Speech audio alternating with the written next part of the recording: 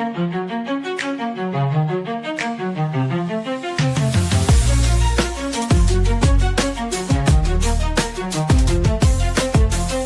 try to silence the truth we shout, but we're still here, we're still calling out. Corruption hides behind a badge and name. We light the fire, expose the shame. We're justice seekers, we'll fight the fight for every voice lost in the night. My life matters is the cry we sing for the ones they try to bury within. It's just us, we're a movement wide. Together we rise, won't run or hide. The stories echo, the pain runs deep. For stolen lives, we can't just weep. Elected power, but their hearts are cold. We'll bring the truth, let it be told. We're justice seekers, we'll fight the fight for every voice lost in the night. My life matters is the cry we sing for the ones they try to bury within. It's just us, we're a movement wide. Together we rise, won't run or hide. We're justice seekers, we'll fight the fight. Heal the wounds, undo the harm. Calling out corruption, we'll stand tall. For justice and truth, we'll risk it all. My life matters is the cry we sing. Together we rise, let freedom ring.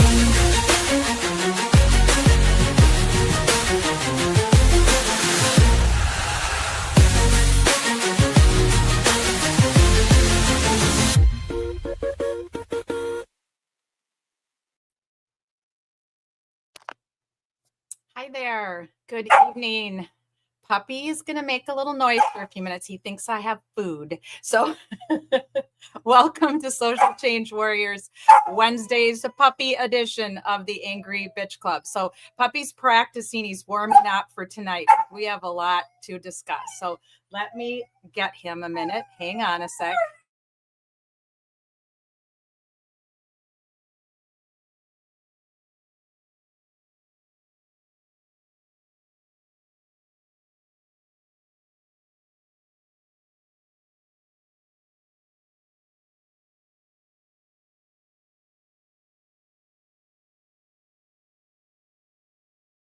Okay, I'm back. Thank you for your patience. Had to entertain him, send him out by my son.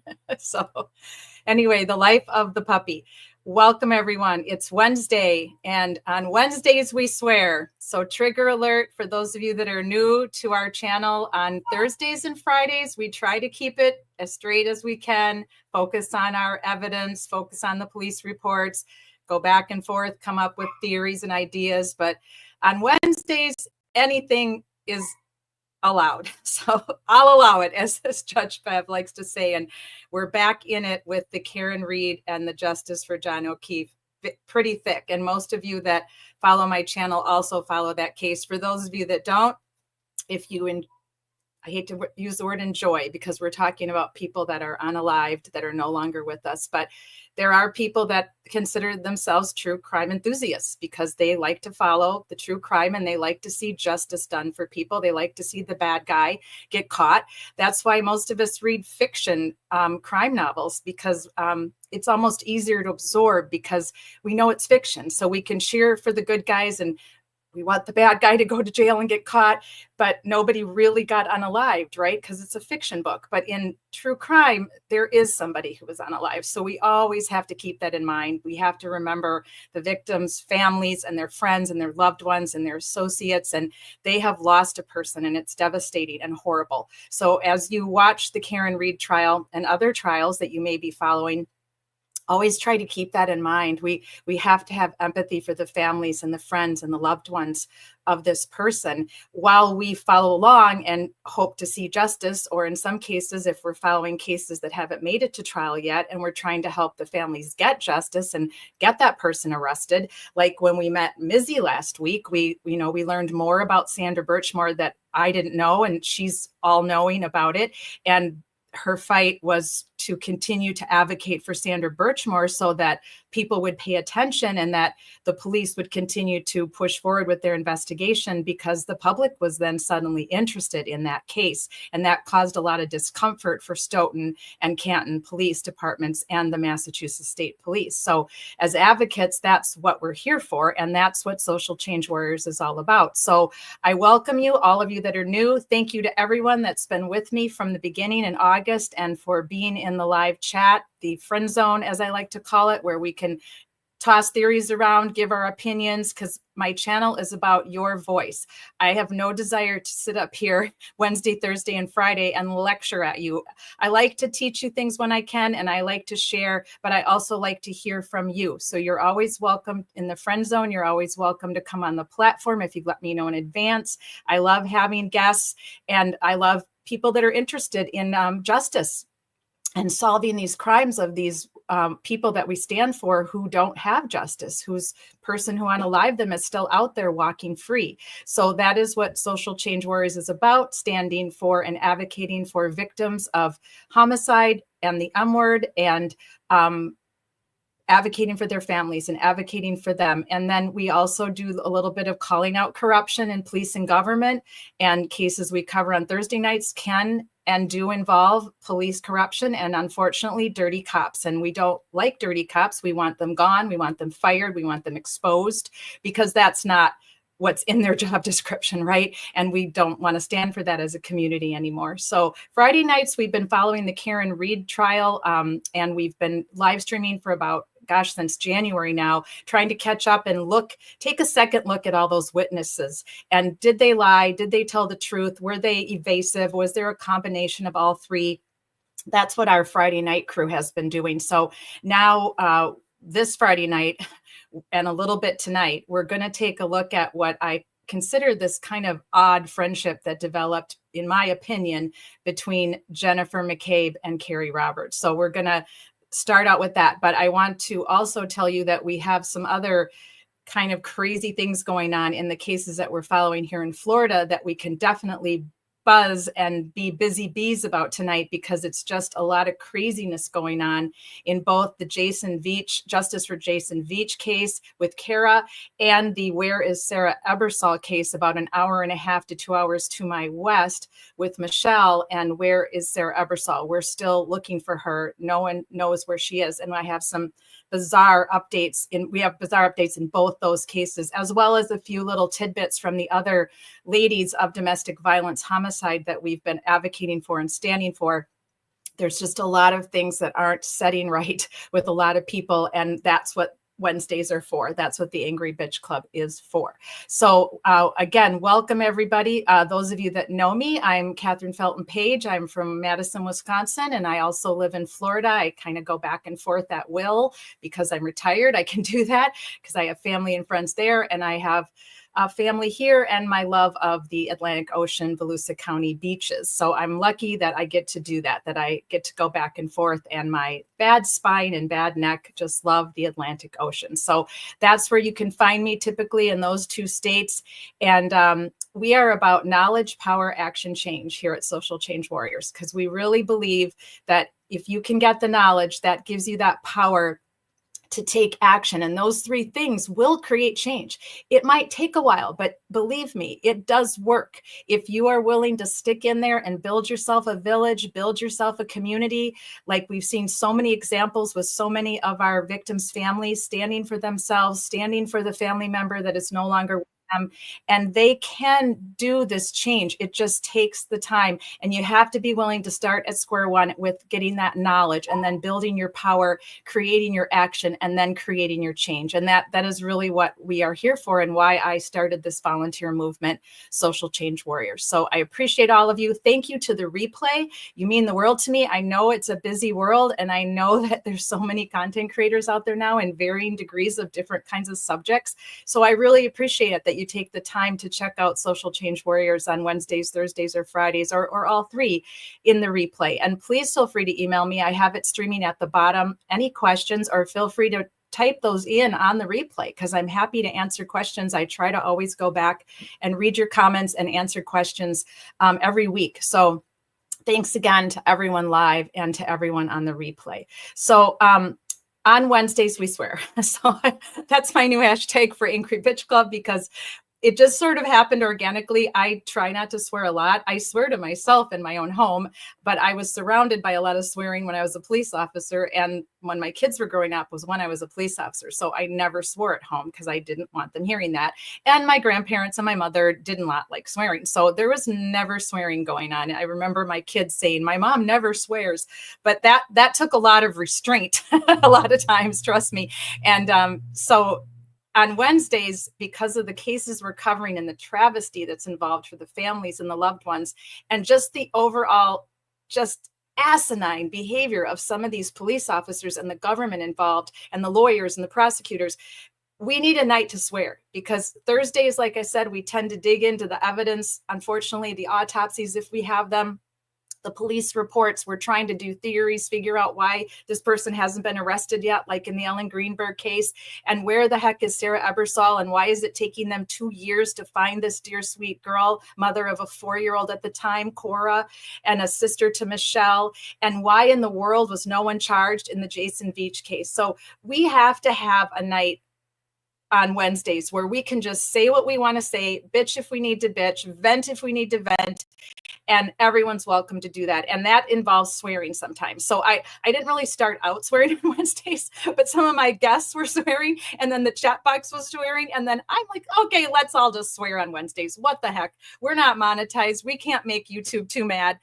Even if I say the M word, they can't really do, well, I guess they could get rid of me, take my channel away if I break too many of their rules, but we're not monetized, so they can't really do too much to me. I can't really get any strikes as long as our swearing isn't too crazy and too often, which it's not. We're all very respectful people that come here on Wednesdays, Thursdays, and Fridays, and our swearing is just because we're mad and we want to rant. So I just wanted to remind you guys of that we do swear on Wednesdays. And if you're sensitive to that, I understand, because I know a lot of people that don't like swearing, but we try to keep it minimal, not too much swearing, just enough to get out our irritation and our madness. So anyway, so we have 2 sets of logos. One for Wednesdays is our aqua and yellow for my beach love, and then our logo for the whole program is our orange, our kind of gold and black for Social Change Warriors. And these are our Social Change Warriors at the top. So when you see this, it's us, and our hashtags are at the bottom. If you could share it out when you're on social media, I would truly appreciate it. Again, we are not monetized, but we are trying to raise awareness for our families. That's what we're trying to do. So the more subscriptions we have to Social Change Warriors, the more people follow us on social media, the more people see what's going on with our families that we're advocating for, and that helps them and it helps their cases. So I'm looking forward to, seeing you all as often as possible. And on the replay, I'm glad to answer your questions. So thank you. Thank you so much. So I'm going to bring Kara up on the stage, and we're going to kind of start our ranting, our busy bees. And then I'm going to say hi to all of you that are with me live. So let me bring Kara up here. Hang on just a second, and we will bring her up. So while I'm bringing Kara up, I tried something new this week. I've been training the puppy, as you know. He's my service animal, and I've trained all of my service animals. And so I had to get my hair cut. It was just way past time. I'm trying to grow it way out so I can donate it to Locks of Love or to one of the other hair. There's a couple of them. There's one that does cancer for cancer children. So I've thought about that one, children with cancer, and they, I guess, are in need of redheads, and mine is no longer orange like it was when I was younger, but it's still a color they are looking for. So I've been trying to grow it out, and I'll just go like a long time without getting it trimmed, which isn't really working at my age. I'm 62, and you cannot grow your hair out without getting healthy trims, or it breaks and it looks terrible. So I had to get 3 inches off, which is a bummer, because now I still have more to go to get to get to that level that you need to get at to donate your hair. So I was so close. I was like 1 inch away, but I had to do it. So baby dog and I went, and he sat on the floor and laid there the entire time I got my hair cut. So that was one of the big hurdles this week, because he's been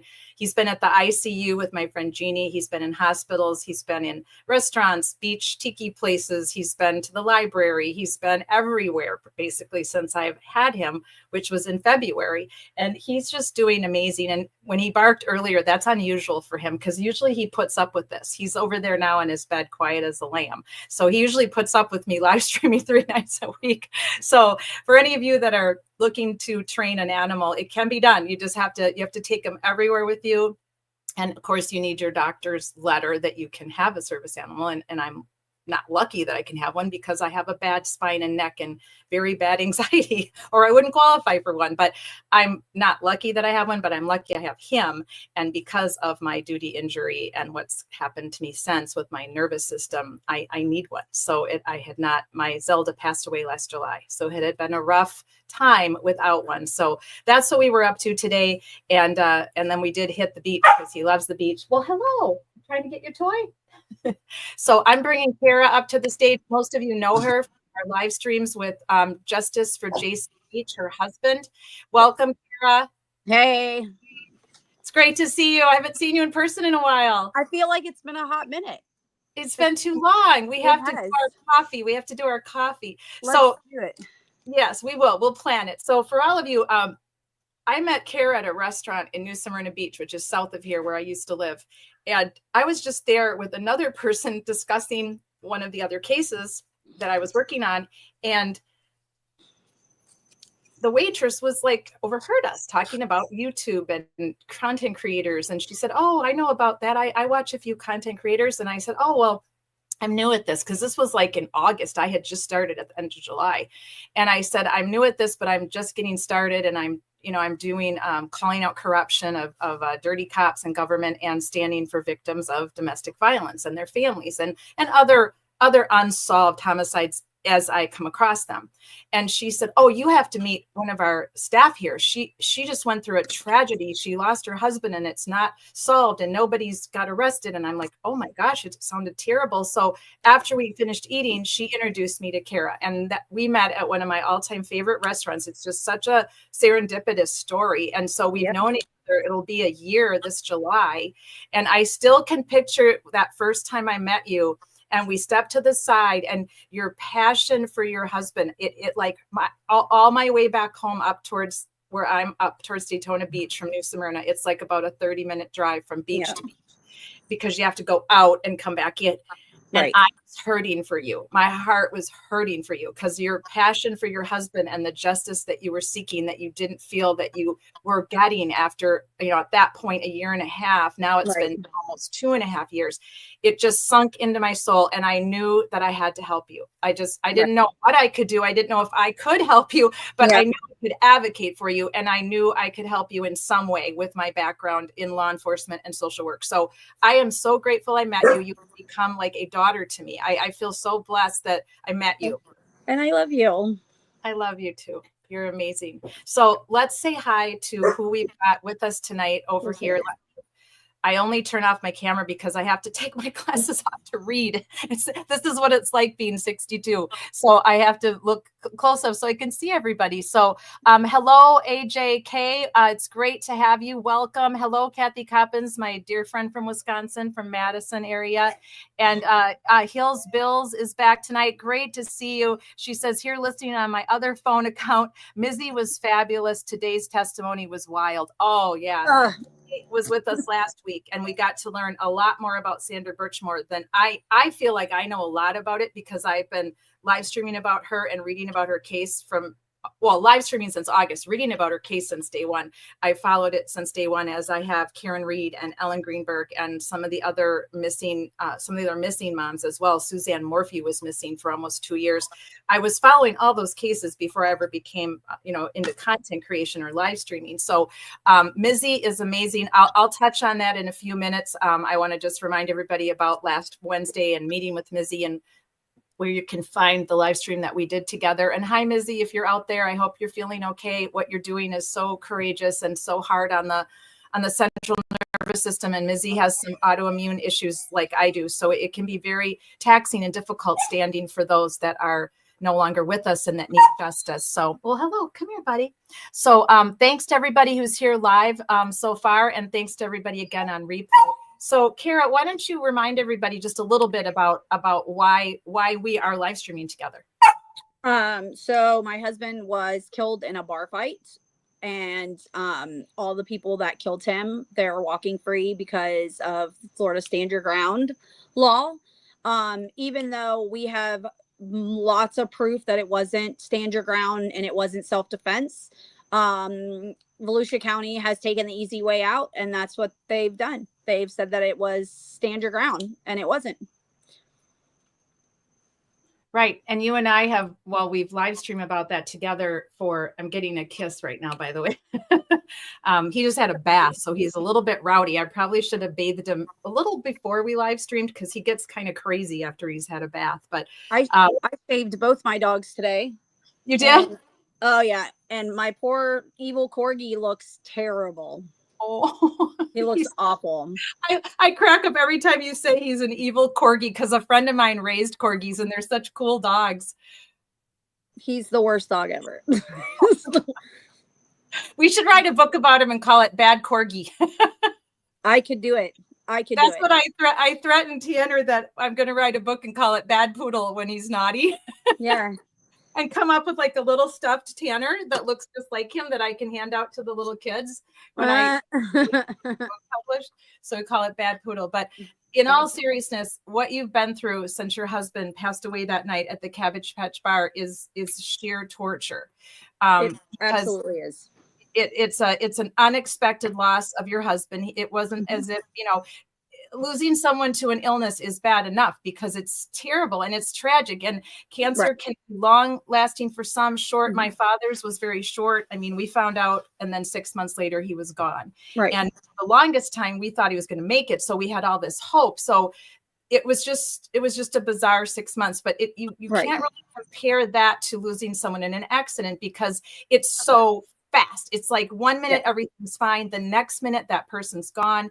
And whether it's an accidental accident, or if your loved one was unalived by someone else, or M-worded and their life was taken, it's just adds a whole nother level of tragedy. And that's what it's we never compare people's tragedies, but there is a difference. There is a difference amongst tragedies. A loss is a loss. I mean, a loss sucks. Yes, a loss is a loss. Being able to prepare is a little bit different, though, than receiving that phone call. There's nothing like getting that phone call. No, and whether it was an accident or it was an unaliving, but the unaliving adds a different level, because it's nasty, it's evil. Yes, an accident's an accident, and we can't understand them, and it's just terrible. And then we have to read the statistics about how many people die in a plane crash versus a car, or fall off a ladder, or all these things that can happen to you. Right here in Florida, we already had a couple drownings. We've already had somebody get hit on the beach during Jeep Week. Yeah, because people don't pay attention. But those are accidents. They're terrible. They're tragic, but there's no evil component to them. But when you're dealing with homicide and murder, M-word, sorry, YouTube, it's evil.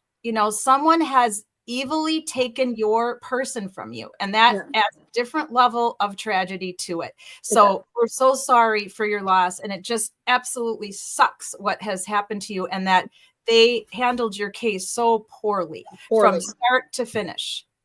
Correct. Yeah. Still, I feel like it's crazy how, I'm not technically the victim, but I'm the victim, and how shitty they have treated my family, my in-laws, myself.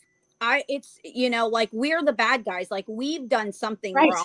Right. How dare we inconvenience their lives with the death of my husband? Exactly. And they were super rude to me too when I went with you. Absolutely, 100%. That's how they are every time I talk to them. And I was as nice to them as I could be. I thought I was. I mean, I thought I was polite as I could be, but I didn't feel they showed me any respect as being a former officer whatsoever. They did their little, well, you're not, they didn't say this, but they made it sound like they were going to say it. Like, you're not in Kansas anymore, Dorothy, and you're retired and you haven't worked in law enforcement. It's what it is. You know, is they want us to think we're stupid. Right. It was very frustrating. Yeah, it is. If you question anything they do and you make them know that we know that they're wrong, that's how it is. That's how it's been, you know? Right. So we've been able to listen to, well, you were willing to pay over $1,200 to get those body camera footage. And we've been able to watch that and listen to the audio interviews, which is very rare that you get the chance to do that live streaming.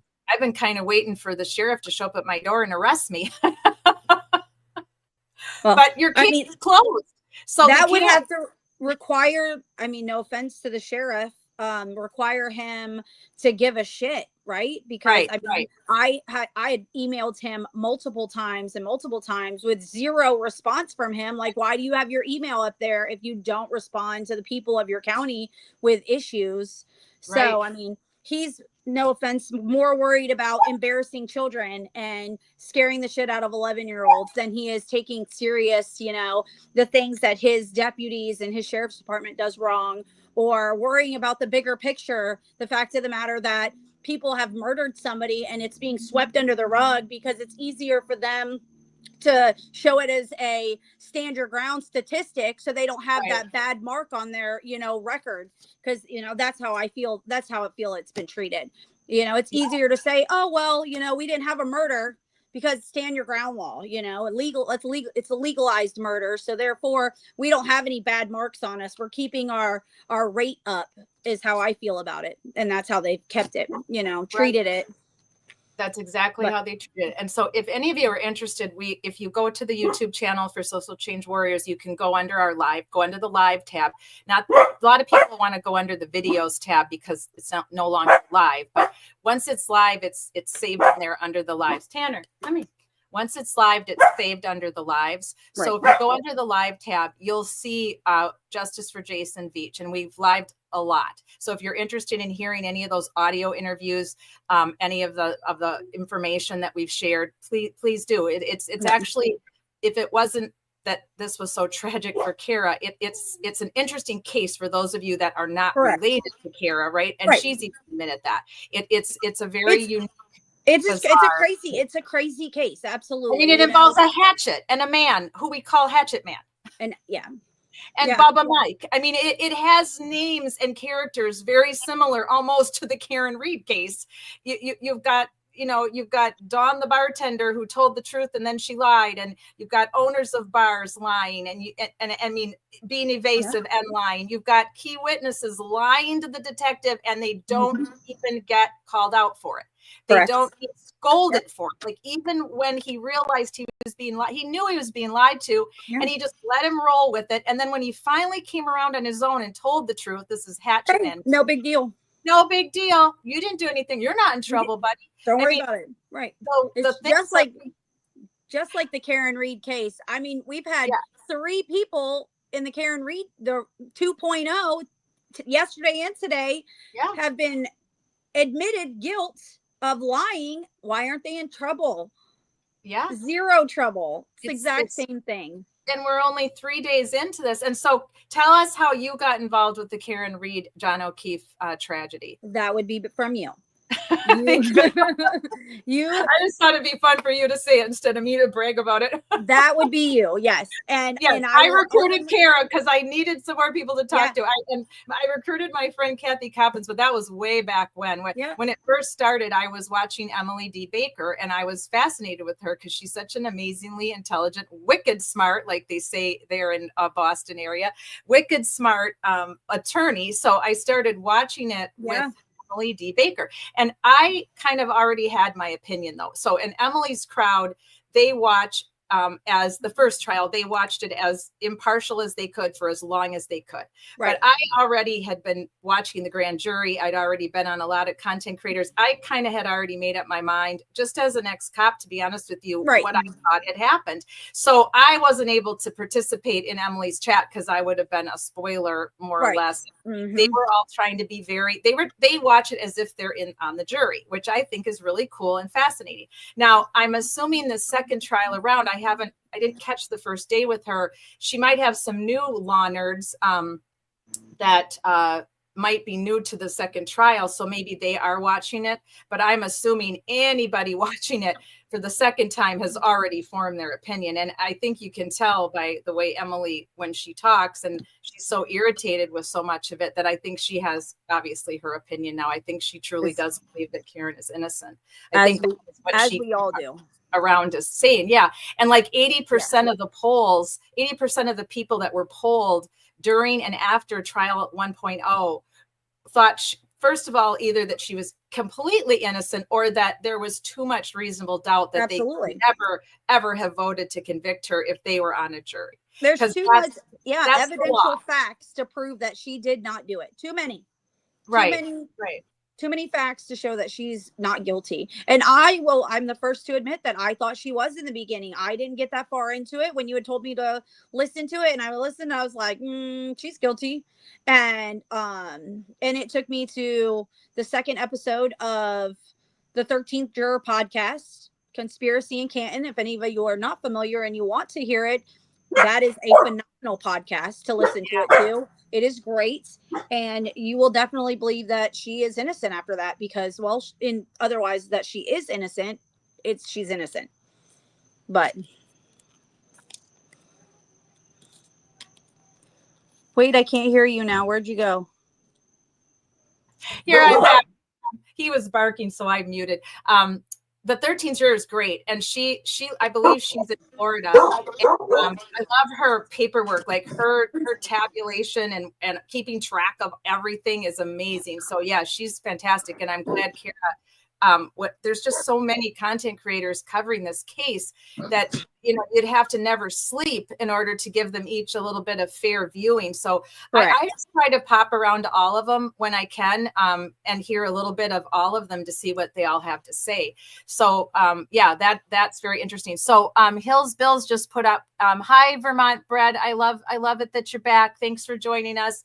Now I want Vermont maple syrup again, because that's all I think of when I see you come with us live. So Hills Bill said, yes, catch EDB.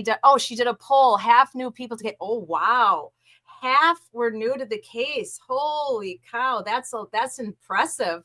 So they're going to then be following along as a juror. Oh, that'll be interesting. I watched a little bit of her yesterday. We like to fair use her on Friday Night Lives because I love her reactions to things. So we've been using her coverage of the trial on Friday Night Lives when we've been revisiting the witness testimony on Friday night. So that's where we're trying to determine if they lied, told the truth, or were evasive. And then we're just hashing it out, those of us that are live on Friday nights. So join us if you can, if you haven't been yet to one of the episodes. We're going to do a little bit of talking right now with our friend Kara about this Carrie Reed and Jen McCabe friendship, because I find this to be extremely bizarre. And I just wanted to get in the replay, if you could tell me your opinion in the chat area, that'd be great, in our friend zone. And if you're live, I'd love to know your opinion, because I don't buy it. Okay. I do not buy it. What was said, where Carrie reiterated on the stand that they were, she told the truth. They were not friends. They didn't even know each other. They were like casual acquaintances because of John, because since John's sister, and rest her soul, and her husband, what a tragedy for the O'Keefes. It's just horrible. And what a wonderful thing to people like John to be willing to more or less adopt the kids and raise them. But he had an army of people. He had a village helping him. And Jen McCabe was one of them, because her daughter was friends with, I guess, with the niece. And then Carrie Roberts' son was friends with John's son. But prior to that happening, John was not friends with Jennifer McCabe. John was not even friends with Carrie Roberts, even though they did go to high school together. And we know this from the first trial. And they went to junior prom, and they were both, as she reiterated on the stand either yesterday or today, they both played soccer at was it what's it called? Braintree? Did I get that right? Is it Braintree? It is Braintree. But the thing is that they lost touch. It wasn't like they kept in touch and they were BFFs from high school. I mean, I have friends from high school that I've never lost touch with. So they lost touch, and they didn't regain this, connection until after John took the kids in. Right. So it wasn't like they had this long standing BFF friendship. That wasn't the case. And I'm not criticizing their friendship by any means, but I'm trying to put it in context. Right. What's going on. Right. So Jennifer McCabe and John O'Keefe were not friends. They were friendly because John knew Brian Albert, her brother-in-law, and John knew Chris Albert because he owned the pizza shop, and he was also Brian Albert's brother. But it sounded like it was a very casual friendship situation that was going on. It was mostly because of the kids, or it was because John worked for Boston and so did Brian Albert, but they weren't in the same, department. They weren't in the same division or anything like that. So I just find the whole thing suspect, like why they were even invited to go back to 34 Fairview that night. I always had my opinions that it was because Brian Albert and Chris Albert and probably Kevin Albert, even though he's not spoke of much in trial 1, it'll be interesting to see what happens in trial 2, that they were pissed off at John for something. There was something John was either investigating or something to do with what he was mad about in Canton with the local little punks dealing, marijuana or whatever it was they were doing. I've never really heard anybody, I'll say allegedly, because we don't know for sure, but we definitely know John made complaints to Canton about Colin and about the little punk kids doing their punk kid stuff in Canton, and he wasn't happy about it because it was in his neighborhood. So that's been already proven. Right. I think that they were pissed at him for that. And then Higgins had his own little reasons because of his little flirtation that was going on with Karen Reed, and John and Karen had been, having some squabbles and not necessarily getting along for a while. That was all came out in trial 1, but they hadn't broken up yet. And it doesn't sound like any actual, nefarious behavior went on between her and Higgins. Right. It was just all flirtation. So he had his own reasons for being irritated. But I think the Alberts were the ones that wanted John to come back to I don't even know if they wanted him to come back to the party. I'm thinking maybe they just wanted to have it out with them right then and there at the Waterfall Bar and have a good old fashioned bar fight, because that's how it seemed, right? Go ahead. I'm sorry. I think that Higgins is the reason why they wanted him back at the house. I think that Higgins wanted to tell him that him and Karen have been talking behind his back in hopes of splitting them up, and they got into an argument, and Colin was there, and I think that he jumped in because he didn't like John. I think that's why. I think Higgins wanted to break them up, and that was his way of doing so. Let's go. Oh, come hang out with us. Come hang out with us. And, they're drunk. So, oh, by the way, buddy, I've been talking to your old lady behind your back this whole time. That's my thinking of it. Hey, you're not wrong. I mean, it's a theory, and there's plenty that agree with you. JFK and James Jackson, who are YouTubing, live streaming out of Boston, they totally agree with you. Really? I'm sure there's plenty of people in the Free Karen Reed movement that agree with you. It's not that I don't agree with you. I think It's one of the theories. I don't know if we'll ever truly know, because the whole investigation never happened. They never investigated anyone but Karen Reed. And then they never made it possible to go in that house and look for evidence that John was ever in there, DNA evidence of a fight. So I don't know that we'll ever know. I hate to say that because it upsets me that we might not ever get justice for John O'Keefe. But I still lean to the thing with Higgy. To me, the thing with Higgy and with John was, it was like college crap. I don't feel that it would have elevated to the level of, hey, let's get John back to our house at 34 Fairview and beat the crap out of him. I don't feel like that could have elevated to that level. I'm still leaning towards John pissed off Brian Albert somehow, and that there was something going on that we are not aware of. It might have had to do with the Sandra Birchmore case. It might have had to do with this local little punk kids dealing, and Colin was involved in that somehow in John's neighborhood. But I just feel it has to be something more than a crush, Right. than Brian Higgins. I just don't feel like all these people are going to cover for him, are going to cover for Brian Higgins. I just don't see it.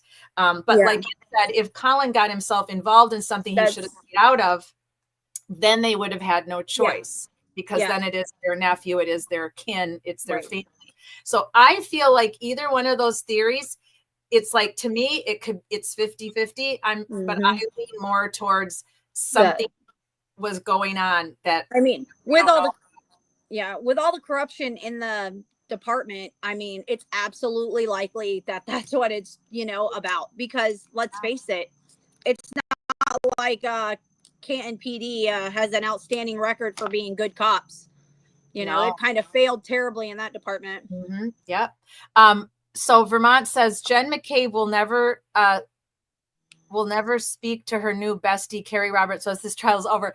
Oh, I love it when you read my mind, Vermont. I actually put up a little poll on X. Well, I didn't put up an actual poll because I don't have I think I have 3,500 followers. I didn't put up an actual poll, but I don't think I have enough to do a poll. But I did put up a 1 says yes, 2 says no, and I haven't gone back to look. But I said, who thinks that Jen McCabe will still be BFFs with Carrie Roberts once Karen Reed is acquitted and trial 2 is over? I say that no way that will she be friends with her. This, for me, this friendship, and we'll kind of circling around back to it now. For me, this friendship was all concocted that very morning when Jen's wheels were a turning. That's my opinion. So yes, thank you, Vermont Brett. I totally agree with you. And if you are on Twitter X, you can go take my kind of makeshift poll where you can put 1 yes, 2 no in the comment section. I haven't gone back to look, but I will maybe tomorrow, and I'll let you know on Friday Night Lies what was said. Jen is going to be so spicy, can't wait, says Hills Bills. Oh yeah, it's going to be crazy. Like, it was nasty and kind of, pissed off and just a total bitch. I mean, oh man, Jen, I wish you'd come on the Angry Bitch Club. We would love to interview you. I know that this time around it's going to be unbelievable. I mean, she'll be nice as pie to Hank, of course, but when whoever crosses her this time, if it's Jackson or Unetti, was it Jackson last time? Yeah. It needs to be so. Jackson this time. Yeah, it's going to be quite something. But this fake friendship is, this is just my opinion. I feel like, so I have some empathy for Carrie. I know everyone's mad at her today that's on the free Karen Reed, side of the aisle, but I do have empathy for her. I mean, she lost a friend, even though they had gone years without being friends. They had been friends since the mom and the father had passed away. Yep. And she lost a friend. I have empathy for her because she didn't sign up for this. She wasn't even there. She wasn't even invited to this party. She didn't even know any of these people. So she got the call from Karen and she answered the call. I mean, that in of itself shows that she cared a lot about John. She went out in a blizzard with Karen Reed and then of course with Jen McCabe. For me, the minute Karen made a phone call to Jen McCabe, she framed herself. She framed herself more or less, because she didn't know Jen McCabe that well. She didn't know what this person is capable of. And especially when this now we know it has to do with their family, and they'd already worked it out at some point between 12:37, 12:38, 12:45, whenever it actually happened, this fight, and during the night, that they were going to just blame it on an accident, that maybe he got hit by a plow, maybe he got hit by a car. They were definitely going to blame it on accident. Karen Reed never came into the picture till she literally framed herself by her own tragic behavior. I mean, I don't blame her for any of her behavior. She was in trauma, and you, of all people, know what it's like to be in trauma, to lose a lot. Absolutely. And your brain goes numb and it freezes. And then some of us, you and I were talking about this earlier today. Mhm. Everybody has a different trauma response. And, Correct. this is something I learned when I was doing my master's degree in social work, that we all have different trauma responses when we're hit with an immediate trauma, which is that phone call or that cop at your door, or whatever, however you find out. And so every human is different, and every human central nervous system is different, and how their body processes this kind of news. So for Karen, she was in a heightened trauma response. Yes. That's why she was repeating herself. When you're in heightened trauma, you'll repeat yourself. You're literally, your hearing kind of goes when you're in that heightened of a trauma. I don't know if you remember this, but your senses are very dulled because it takes everything, because your blood is rushing through your body, right? So repetition is not unusual for trauma. Right. Mm-hmm. So that doesn't surprise me that she was repeating herself, saying, Carrie, help me, help me, or Carrie, help me. That doesn't surprise me at all. And so her heightened trauma response might be different than someone else's heightened trauma response. For like me, I was the opposite. Right. You were telling me about that. Yeah. And some people might not even have a heightened trauma response at all. Right. They may have a totally dull trauma response, which then makes them look cold and unfeeling, but they're not. They're just completely frozen. They're completely numb. And we heard about that word frozen. If you've been paying attention at all or following the Idaho 4 travesty. That's crazy. 4 young college students that were brutally stabbed. One of the girls that was alive, that was in the other room, there were 2 roommates that were not aborted. And one of them said that she had a frozen response to when she saw a man dressed in all black and all she could see was his eyebrows. Ninja costume, right? She said she had a frozen response. And there's been many psychologists and therapists that have explained what that is. And I'm sure all of you have probably experienced that at one time in your life, where something weird happened, even if it's just you injured yourself or one of your kids injured themselves. Right. You've probably at least once in your life experienced that frozen, like almost feels like you're stuck in the mud and you can't move and you can't speak. So we're all different. Karen's response is heightened trauma, repeating herself, shouting, yelling, walking, pacing, can't stand still, can't sit down. So that's what that is, right? And you and I were talking about that today. And remind me what you actually said. I said the only thing to me about like now knowing the case now with Karen Reed is how I did think it was weird how traumatic she was, running back and screaming and hollering like that. And I guess because I compared it to my own, you know what I mean? I want to say I did that initial, I hollered, and then I don't know. I have the interview. I guess one day we'll listen to it, because I mean, obviously I was driving around when I got the call. So then I had to come home and there was cops waiting for me at the house, and I sat on the bench at my front door. I just sat there and I just sat, and that's what I did. So I compared her to myself and what I went through, but I think that maybe I would have been different had I drove up and saw Jason on the ground. You know what I mean? It is a lot different.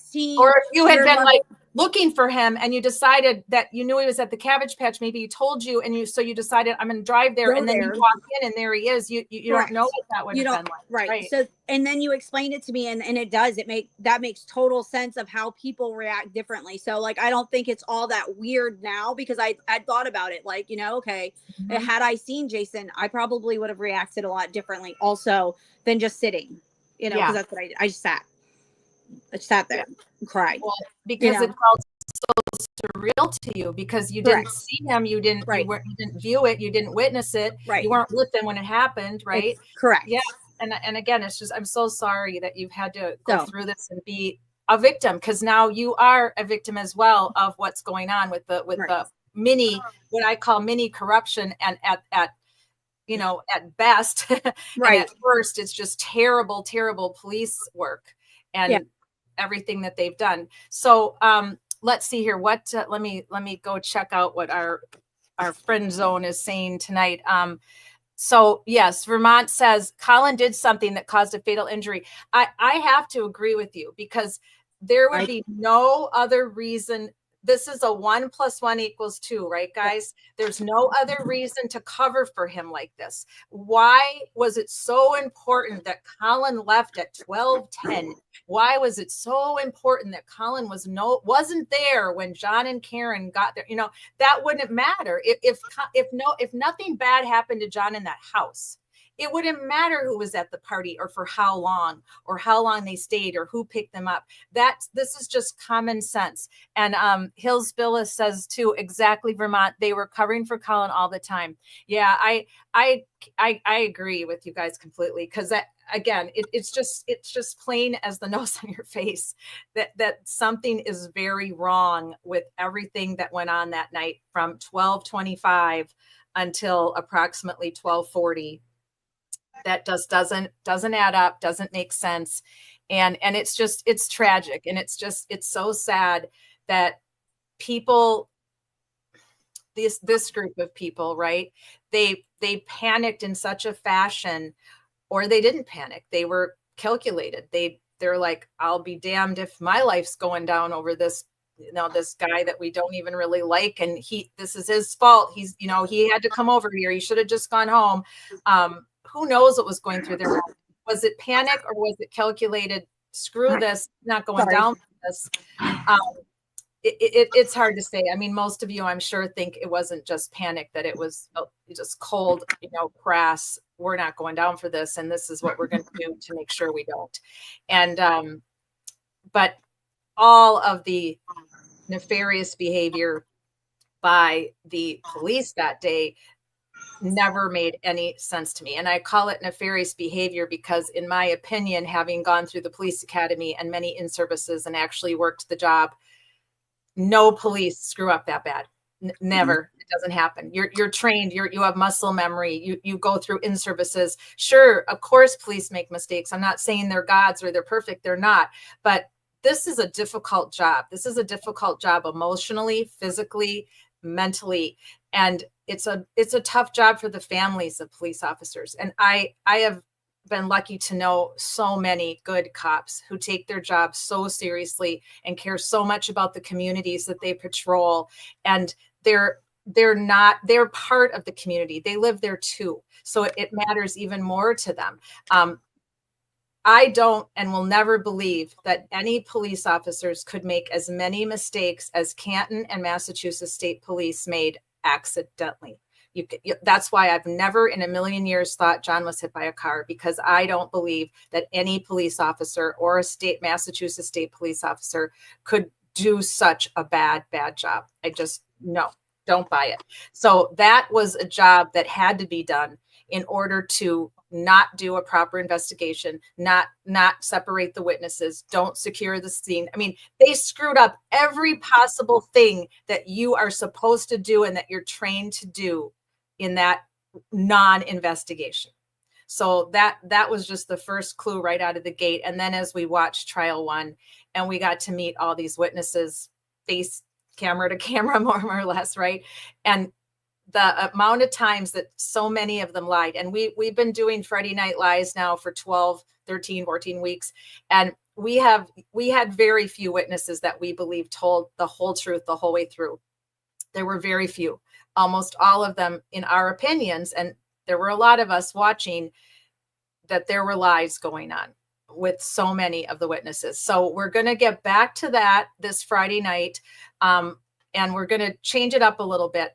We're supposed to be going to review Jen McCabe's testimony because we didn't get to her yet, but we're going to do a little bit of Carrie and Jen. So we're just going to compare. I already started taking notes. I started watching Carrie's old testimony again and compared it to today. So we're going to do a little compare and contrast Carrie's trial 1.0 and Carrie's trial 2.0 on Friday Night Lies to kick off the show. Then we're going to go back and look at Jen McCabe's first day of testimony. We're just going to fast forward a little bit through and just hit the highlights and be prepared to compare and contrast, because I don't know for sure when Jen's going. If any of you do know, let me know, because I haven't really been watching for any tidbits as to when Jen's coming. Now, interestingly enough, when Lally tried this case, Jen went first and then Carrie.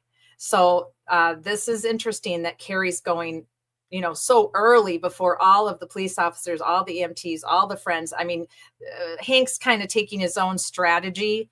I think part of it was probably because he didn't want to do it in the same order that Lally did it in. And I think he has his own method to his madness. I'd be curious to know what you all think about that. Now, I'm trying something new tonight. While we're still talking about Karen Reed and John O'Keefe, I want to see if it works. So according to what I've learned about YouTube live streaming content creators, we have to be at a certain number of subscribers before I can implement a call in that actually shows up on the screen where I can, it'll show your name or whatever name you give your call. I'm still training myself on that, and we're not quite there yet. We don't quite have enough subscribers for that. So I'm doing an end around tonight because I just thought it'd be a good night to try it. I have a Google phone number that I'm going to put it in the chat box. And my friend Kathy told me she'd be the guinea pig. So I hope she's still with us because I'm going to type in the chat box now and I'm going to see if this works. Now, I don't know if it's going to sound tinny or if it's going to be annoying to all of you. So if it is, then, we'll table it until I can actually receive calls through the system like many of the creators do. But for right now, I thought this might be a good end around. So let me take a second here and let me type the number up here for you. So if any of you want to try it and you want to ask a question and you want to call me, but Kathy's going to give it a go first and she has the number. So in fact, before I type the number up, I'm going to see if Kathy can try to call me on that Google number. And let's see if it works. So, and if she took a break, that's okay. Julie or Shauna, or if any of you, I don't like using the term regulars, my friends, because I've just gotten so lucky with the amount of amazing people I've met covering the Karen Reed, John O'Keefe case. You're all friends of mine now. I can't wait to meet many of you in person. So yes. Oh, there's Julie. Yes. Hills, Bills, Lally did the waterfall first. That's right. He did the waterfall first. And didn't he he did the family first though, right? He did, Paul and Aaron, and then he did the waterfall, right? And then it was the paramedics. I can't remember, guys. It's been a year. So I don't remember what the heck, but okay, let's give this a try. So Kathy's calling in now. Let's see how this is going to work. Kathy Coppins. To accept, press 1. To send a voicemail, press. Hey, Kathy. Hey. So it said it told me that I had to state my name, and then Google Voice would try to connect me. Okay, you're connected. Can you guys hear Kathy? Yeah, it sounds fine to me. Wonderful. Awesome.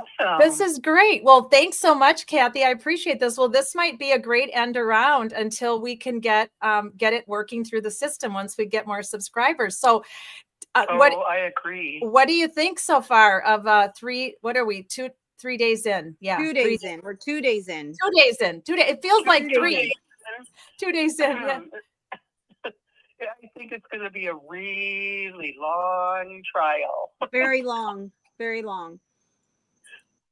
Well, I think unless somebody cracks along the way, but I just thought that Carrie really, she really perjured herself this morning, telling different stories than she did last time, or not this morning. I guess it would have been this afternoon. This afternoon, yeah. Getting caught in her lie. It wasn't intentional. Not intentional. Not intentional. Not an intentional lie, but she lied. Right. Technically, I didn't lie, right? Technically, I misunderstood the question, but so I did lie, but not intentionally. The fuck out of here. She's a liar. Still going to be interesting. It will be interesting to see what the grand jury does with her after this now. I want to keeping track of that. Oh, Auntie Bev's not going to let anything happen to them. When they're talking, when they're talking to the grand jury, or they're telling what they're doing with the grand jury, don't they have to sign something afterwards, or they swear that they're telling the truth? Yeah. And whether you got the question wrong or not, or whether you misunderstood, that is what was asked of you. I don't know if they make you sign something afterwards. like an affidavit saying that is. I don't remember. I'll look that up. And we'll talk about it on Friday Night Lies.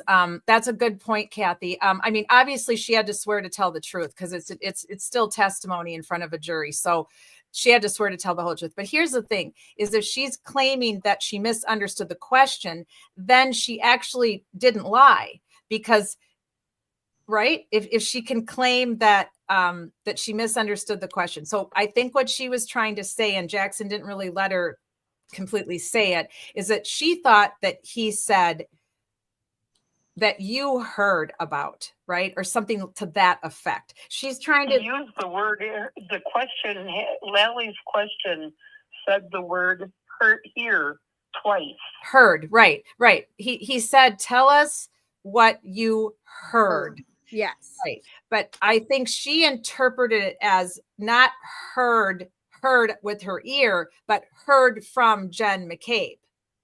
So I think that's how she's going to get away with not getting charged with perjury. That's just my opinion, guys. But that's what he was trying to get her to admit to, is that she knew what she was. Hi, Julie. Julie's with us, our resident Bostonian. Let me unmute you, Julie. Oh, there, you're unmuted. Okay. Hey, everybody. Question. How do you hear something without hearing it? Hey, Kath, hang on 2 seconds. It's a little rough because they can't really hear you as good when you're talking. So hang on just a second. Julie's got something to add to what you were saying. Stand by. Yeah. How do you hear something without hearing it? I mean, did Jen McCabe send an email to her brain? Is that what happened? How do you hear something without hearing something? That's absolutely perjury on a federal level, not statewide like the bullshit that happened the last trial. This is statewide. I mean, this is federal perjury. The problem is that the feds are all tied up now. So who knows if that's but that's a whole nother level of perjury. It's you go and testify in front of a jury to tell the truth under the pains and penalties of perjury. So whatever happens, happens. And I think I hear you, Julie. I hear you. Hey, get that, Julie, get that Nagel blob up. She's looking like she's sleeping on the job. He or she is sleeping on the job. He and she. Yes, he and she. She's unisex. She's a unisex. Yeah, we were cuddling on the couch, going over the scuttlebutt. Julie Nagel blob. So yeah, going back to Kathy, go ahead with what you were saying. I was just wondering how long you thought it took Carrie to run out to her car and call Jen right away to let her know what happened. Oh yeah, well she was crying, so she probably went to the bath. I think she had to use the bathroom, to be honest with you. She was dialing her number before she got out of the courtroom. Yeah, Kara said she was dialing her number. I want to know what all these guys are taking to make their memories better 3 years later. I need that. Yes. Whatever reverse dementia pill they have, I want it. It's not working, so I listen. Nothing works with Alan Jackson's around. Okay, that man's a god. It's wild. Oh, how does anybody who believes Karen is innocent not have a crush on that man? I mean, when he's in his element.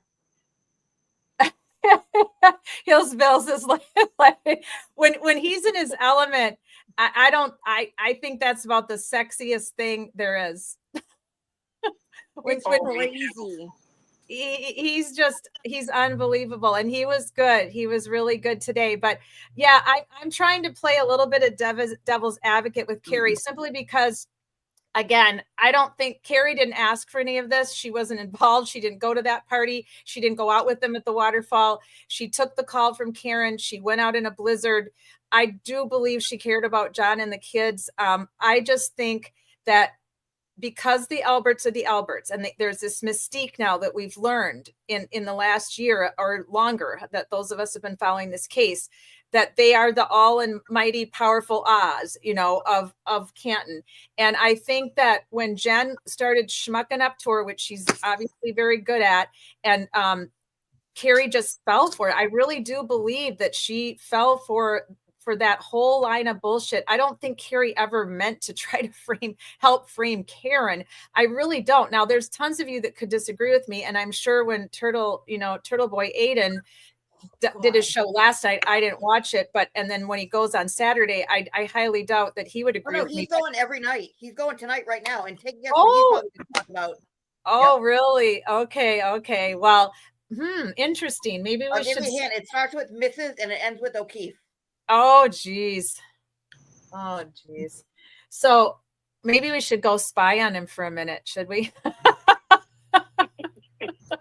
What is his, I don't even know what his show's under. Yeah, it's fair use. We could spy on him. Hey, Kathy, thank you for being our very first call-in on Social Change Warriors. Well, you're welcome. We have made the end around. It came through loud and clear. I think it's working just great. It's our new end around until we get enough subscribers to do it through the system. So thank you. And thanks for watching the trial with me and for all the millions of chats we'd had. And it's going to get better and better for those of us that like to watch these trials and try to, cheer on who we think is the person that needs justice. But it's still a travesty. And I felt horrible for Mrs. O'Keefe today. As much as I didn't, Kath, I wanted to ask you this. I don't agree with her treatment of Karen whatsoever, but that's neither here nor there. I don't think they were friendly. Maybe they were never that friendly while she was dating John. I was wondering, like maybe she just tolerated her, but after that, she just went after her. I think so, because, there are moms out there that have a jealousy thing with their sons and their girlfriends. And especially in John's case, he was a bachelor his whole life.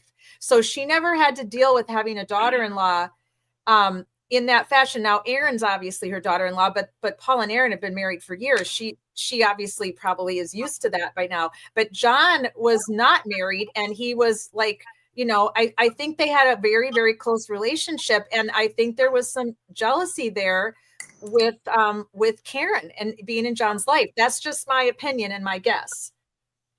Well, I felt that way too, but the hostility that Karen felt walking in that house, I mean, I could feel it just hearing her talk about it.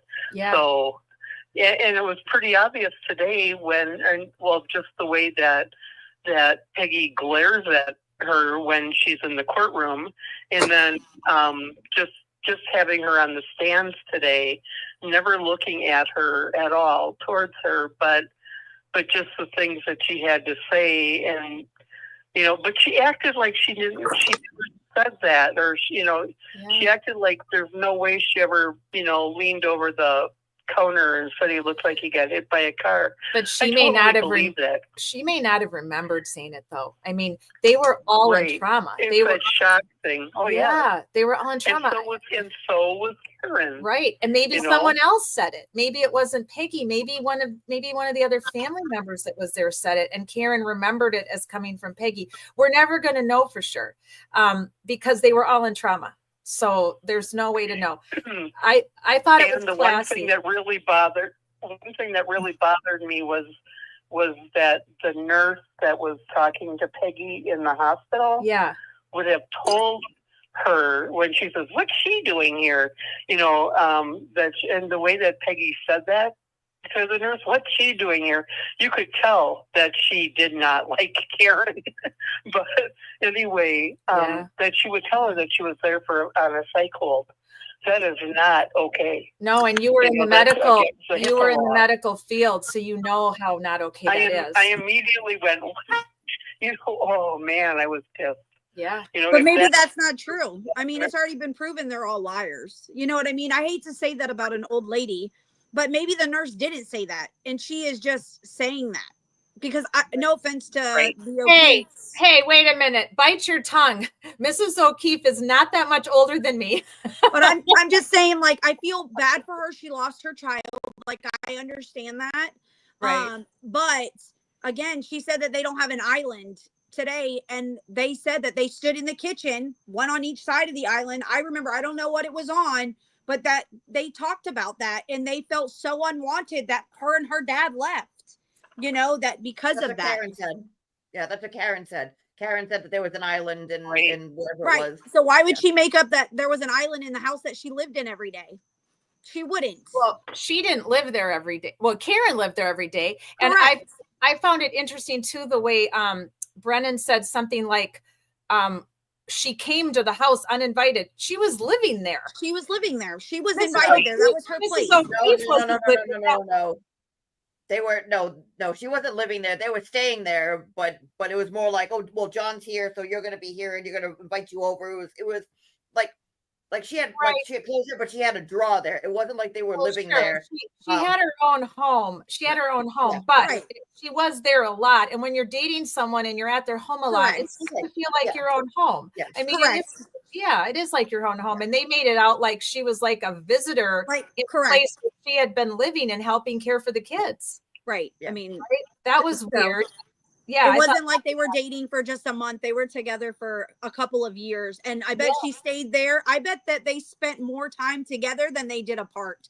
Oh, sure. So, I'm sure but- they Oh, did. But yeah. I think that, no offense to Peggy, I think that, again, I think she believes them, obviously. Where Yeah. was the dad at? Why is he not here? I've heard that the rumors is that they've split up because he doesn't think Karen's guilty.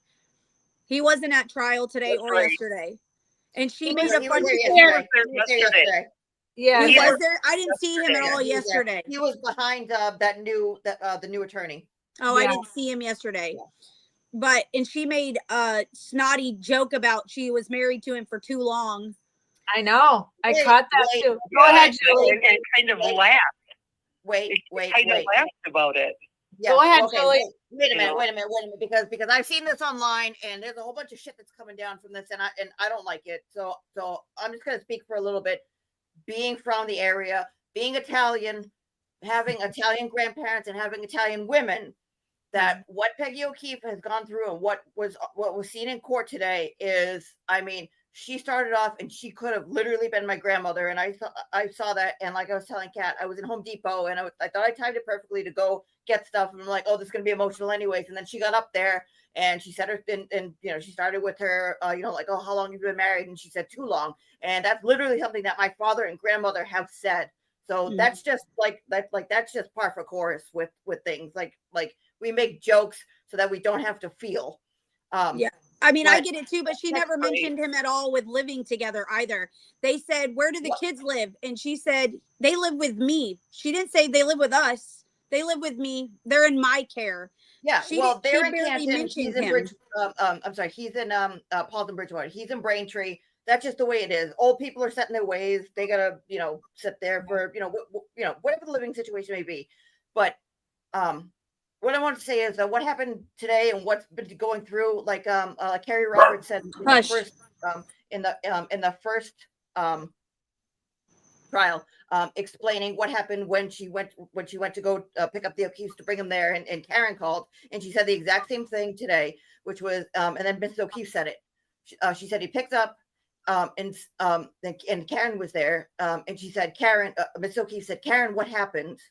What happened? She said, we went to a party. I dropped him off, and the first thing out of the mouth was, and you just left her there.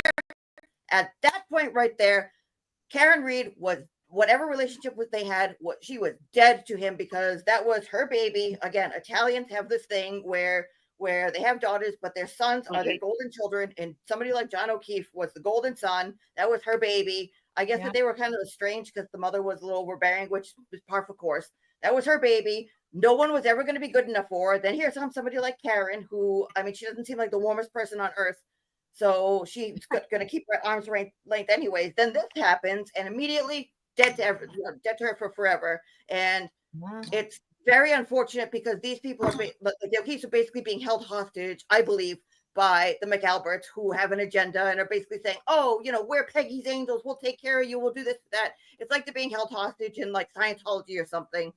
I wish one day that they could find some peace with this, but it's never going to happen with Karen. And a lot of the shit that's going on online, which is, fuck Peggy O'Keefe, this and that. She lost her son. She lost her daughter. She lost her son-in-law. She has grandchildren without anybody. Yeah. And to go up in there and say, oh, she gratuitously cried. You know what? Let her. She's an old lady. I don't give a fuck what she says online. I mean, what she said on the stand. All the evidence. Listen, you two 40-year-olds. Quit calling me and Kathy Coppins old ladies. I take offense to that. She is a senior woman who lost her son, and I agree with you 100%, Julie. She Older woman. deserves to cry on the stand if she needs to Yes. cry on the stand. It took to me an amazing amount of guts to be willing to be called as a witness in the first place, this second trial around. And I don't approve of anybody bashing her, calling her the C word, calling her names, way. swearing.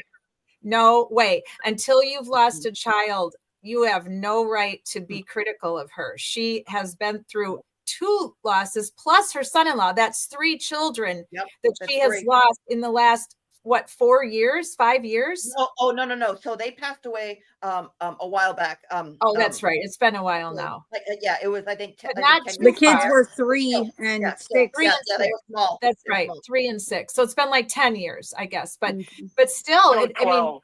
It's been 12. 12 years. It Okay. happened in 2012. Okay, thanks, Kath. Yeah. Okay. Yep. But that's just, that never goes away. She No, lost no, 3 no. children now, two of her own Yeah. children and her son-in-law. And we saw that It's- today. It's just Like, ultimate That caught me horrible off guard tragedy. too. Like she immediately started crying. Was like, "Oh Jesus!" Right. So I'm thinking, I want to ask all of your opinion, and then I'll let you go, Cass, so you can go back to what you were doing and go back to our friend zone. I'm just wondering if she just didn't need somebody to blame so badly that, and I think Jen McCabe and Carrie got in her ear like super fast. Jen And McCabe so- got her by a Carrie at. I checked the phone records today because I saw them. Jen Yeah. McCabe called Mrs. O'Keefe directly at 2:00 in the afternoon. I was like, wait, she already knew, but she called Carrie immediately because she called Carrie. She called Karen when Karen was in the ambulance and said, "Hey, do you have Carrie's number?" And immediately called Carrie, and she was with the O'Keefes, and that's when they started working because it was like, when would they get the connection? And went that point. So immediately, because Sean had the friend, I think it was Joyce, her name was, who said that she has literally seen Jen McCabe work people over, and she's like, "Hey, I'm gonna fuck with that person just to see if I can," and then goes like, "Oh, you know what? Should have a little bit more. Go ahead, go have another drink. No, go have another drink. See, I told you I can get him to get another drink," like that. I'm like, oh, of course. Yeah, I thought that right away, that the only way for her to jump to that conclusion that quick and not even want Karen at the hospital, for God's sake, was somebody had to get in her ear really early on. And maybe she just needed someone to blame, and she couldn't make sense of it. And the minute Karen said, "I left him at the party," she immediately then put her as the villain. And then there was no going back for her. Like, I mean, she would not listen to reason, apparently, throughout the entire early portion of this whole, arraignment and the grand jury and on and on. I think it's crazy that we're talking about this as like it's a child. This was a 45-year-old man. He could be dropped off at a party by himself. Like he didn't need to be babysat. Exactly. But he did need to be babysat, but like she acts like he needed somebody there to hold his hand. Right. But in a mother's eyes, and we don't know what John might have shared with his mom about the Alberts either. We don't know. They were close. Maybe he had shared some of the nefarious things he was looking into. Maybe that's why her reaction was so volatile. What do you mean you left him there? Right. It's hard to know. It's hard to say. If she said she just dropped him off at a party, the mom wouldn't even have known where the party was. You know what I mean? I don't know. I don't think. Well, Shauna said that why wouldn't Karen be at the hospital? I don't understand. I agree. I don't think the hospital conversation happened. I'm sorry. I think that's a lie. Because why wouldn't your girlfriend be at the hospital when you were injured? Why wouldn't she be there for any reason at all? Right. That at that point they had no clue what happened. Correct. So why wouldn't she have been there immediately? Yeah, many people already had speculated to her that it looks like he's been in a fight. Right. So why in the world would she have said? Right. I think it's very possible. Maybe that never happened, and she just said it on the stand because it sounded good. Right. Where's this nurse that she spoke to? Right. Well, that nurse is a family member. That nurse is Peggy O'Keefe's niece. Right. Exactly. I mean, it doesn't make it okay, but that's how they had the connection. So right. I mean, I knew that's how they have the connection, but that again, you're not allowed to tell things. I don't think it happened. I think that like maybe she did ask that. Well, why is she here? I don't know. It doesn't sound right because it's obvious that's why a good she was theory there. though, because everybody, where I was watching it live a couple different places today. I watched a little bit of Melanie, a little bit of Young Jerks, where there's no commentary, just the chat box, and then a little bit of Emily. And I was kind of popping around, and in the Young Jerks chat, there was like this visceral reaction in the chat when she said, "What's she doing here?" It's like, how in the world would she not expect his girlfriend to be at the hospital? Correct. Early on into a death investigation where no one knows what the heck happened to John. He could have passed out drunk, leaving the party intoxicated, and passed out and hit his head on the fire hydrant and died. I mean, he could have been hit by a car or by a plow, or any number of things could have happened. So for her, but she left him. That's what like sits there and just kind of burns. Like, she left him. In her eyes, she is responsible. Not saying that she did that, just saying that she is responsible for, like, she left him there. She was supposed to be his guardian. In her eyes, she was supposed to be his guardian, and that's kind of how they set things up that night. That she was supposed to be the guardian, like, hey, let's take you home, let's get you, taken care of. Because again, Italian women, Italian mothers will do things like that, like saying, like, I'm going to be a mother. You basically need like a second mother, known as a wife, or something, like, to take care of you. That's how they look at it, and I'm guessing that's how she looks at it. And when she said, I dropped him off, and she said, you just left him there, like, that's just it. Like, it all of a sudden becomes her fault, and whoever else did this to him or whatever else happened, but it becomes her fault first and foremost. And because they're being worked over, I believe it just gets worse and worse and worse. Right. So right. That's why I give them so much space and grace. Those are basically the only ones that I give a space to. Everybody else can get fucked, in my opinion. Tell it like it. Say it like you mean it, Julie. All right, Kath, we'll let you go. Thank you so much for being our very first official call-in on Social Change Warriors Wednesday nights Angry Bitch Club. All right. Well, thank you. I love being an angry bitch. We're going to have to come up with some type of merch for you. I'm going to have to get some merch and give you a complimentary piece of merch for being our first call-in. I'll work on that. All right. Angry Bees coffee mug or something. Yeah. All right. Take care, ladies. I'll be watching. Bye. Thanks a lot. All right. Well, hey, we figured out the end around to not being able to go through the system for call-ins, but I think we've worked out a really nice, suitable end around for those that want to call in and ask a question or make a comment. I agree. Very good. Well, Julie, I have to say, I do agree with you on so much of it. I feel incredibly sad and sorry for the family, but I'm also very frustrated that they are not figuring this out yet. I mean, there's so much evidence that points to there's no way he was hit by a car, and there's way that he was in a fight. I just don't get it. Why isn't at least one of them seen it? Why isn't Aaron or Paul or one of the cousins, or forget those Aruba girls, screw that. But why isn't one of them seeing this, guys? Well, because they have a brain worm, and it's called the McAlberts, in my opinion. Yeah, I think you're right. And it's chirping. Like, I'm sure that as soon as she got off the stand, no, she went back into not the audience, but went into the public. I'm sure that as soon as she got down, she got, like, they were probably there. But again, they're supposed to be sequestered. Right. Who's going to enforce it? Right. I agree. Ridiculous. But yeah, so I'm sure it's going to be in her ear, like, oh, look at her. She's making all of her stupid little faces. And look, she, and oh, Alan Jackson got up there and said something to you. And, like, just like stupid shit. Like, it doesn't make any sense. Well, let's watch a little something, because I'm going to show you guys that, Kathy says, how about the dog bites? Did Karen do that too? Yeah. There's just so much. There's so much that you could say.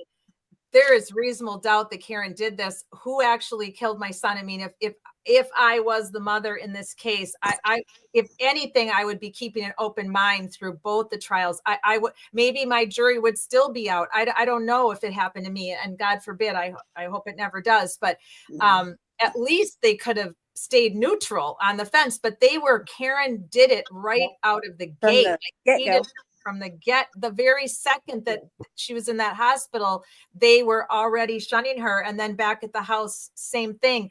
So, okay, let's take a look at something. Hang on. I'm going to share my screen. Stand by for a second. Feel free to get up and stretch. We're about an hour 24 in, everybody. So feel free, those of you that are here with me. Let's take a listen to Carrie 1.0. Before you get started, Kat, I'm gonna hop off because I got to get my kid to bed. So I love y'all. Well, we love you for coming, and let's get together soon because I want to. Oh, can you just quick let everybody know what's coming up for you? With your case with Jason. I did. I filed an internal affairs complaint on the officers involved because, well, I feel like they did a lot of wrongdoing, and naturally, I got a letter in the mail the other day that said that they did nothing wrong. So I had a fun little chit chat with the internal affairs guy that didn't go very well at all. So I emailed Sheriff Chitwood yet again for the third time that I've emailed him requesting a meeting. And he finally responded after I was kind of snotty about it and was like, hey, Sheriff Chitwood, I have emailed you multiple times requesting a meeting and I'm awaiting your response at this point in time. I'm available whenever you are. You let me know. And his response to me, he did email me back. His response to me was, what's your issue? 3 words. What's your issue? So anyways, all he had to say. I want to dispute a parking ticket. What do you think it is? What's your issue? And I said, well, Sheriff Chitwood, my husband was murdered in your county. And I feel like your officers did a very poorly job on it. I feel like my family and myself have been treated very poorly. And I want to speak to you. So as of May 1st, I have a meeting with Sheriff Chitwood and the detectives that were on my case. So at 11 a.m. That's what I have. And that's on May the 1st, right? May 1st. Okay. Yeah. Okay. Good. Yep. Shauna says, wow, Kara. Yeah, there's nothing more that you can say. And Shauna says, hey, ladies, you look beautiful hanging out with the blob. The blob. All right, I'm going to go. I love y'all. Thank you for having me on. We love you too. And I'll try to hop in the chat when I get Emery to bed. Okay, thanks for joining us to talk about Bye, you guys. Bye, dear. Good night, Emery. All right, let me get to my, hang on 2 seconds. Let me get to the screen share here that I need in order to show a little bit of Carrie from last time. Did anybody see Judge Bev's wit and snark today? It was good. So, what did she do? Her snark or her satire. What's her face? Liza Little. They were talking about bringing Arca in because Bev wants to have a voir dire because she got mad, and she basically so she was basically like, well, they can come in. You know, they're right in Philadelphia. They can just take a flight. Like they can take a red eye. You know, red eye, Miss Jackson. Like I don't like. Well, they're in Pennsylvania. Like, well, you can take the red eye anyways. Right. So they started going back and forth. And so they said, well, can we not do it Friday because one of them can't come in? Can we do it Monday? So that's when they changed the schedule. And then I forget if it was Liza or Liza Little or Bob Alessi got up and said like, I don't know why they pushed it, but they said, well, you know, we're trying to comply. We're not the ones that asked for the voir dire. I don't know why we need to, you know, have this voir dire all of a sudden because we're not the ones that asked for it. We complied and whatever it was, like we gave you everything. Nothing, you know, came out and surprised everybody. And Bev literally turned and was like, yeah, well, you got a surprise bill from Arca. So there's that. And then went on with it. And like literally did that, like went, tilted her head and went, and then said, okay, so we're done with that. So Bev got a little bit, got a little bit of a toot today. Wow. Like, look at Bev. And then also today, Bev called Carrie Roberts, Jen McCabe. So I thought that was fitting. Like, Spirit. Thanks for sharing. Oh, thanks for sharing all that. Oh, thanks a lot, Shauna. Yeah, I finally got my haircut today. I think if you were here at the beginning, you heard me talking about it. It needed it really, really badly. So thank you, my dear. And then Shauna says, Julie, send me your t-shirt. I'll send you my New York Yankees cap. You know, this is the only Red Sox thing that I think I've ever owned, and it was given to me. I'm not a big baseball person, but this is actually from college. Yeah. So Oh my gosh. All right, let's watch a little bit of Carrie 1.0 as a preview to Friday Night Lives, because this week on Friday Night Lives, we're going to take a look at Carrie 1.0 versus Carrie 2.0, and that ought to be a little interesting. So let's take a little bit of a peek at this to kind of prep us for Friday Night Lives. And then I just have a few other updates for y'all on the other cases that we're following for tonight. So let me go back and we'll start this one up. Did you know her? It's Or very how hard did to you hear know her loud. prior to this morning in oh January? yeah, she did an interview too. I forgot about that. I had met her once when John took her and I to Reebok because he's got a 50% discount. So we would go periodically and get the kids' shoes. So she, John, and myself went to Reebok, got shoes, and then we went to the hillside for lunch. That was it. I wasn't friends with her. Is that someone that you had programmed in your phone as a contact? Did you have her information prior to January 29th? No. And when you went to Miss McCabe's house that morning, how was it that you knew where Miss McCabe's house was at that point? I picked up Kaylee there It was Good Morning a time or America, two for wasn't it, John. Julie? I mean, Shauna? and brought her home Oh yeah, yeah, if yeah. I was heading Yep. that way because Jen's Yeah. house is on the way Right. to John's. Yeah. And so you go to Miss McCabe's house, and can you describe to the jury sort of what you observe or what you see when you're first coming up to Miss McCabe? I pulled in the driveway behind Karen's car, and Karen and Jen are in the car talking. I'm still on Bluetooth so I can hear them. And Karen said that she remembered leaving him at Waterfall. And Jen said, no, I saw you pull up to my sister's house.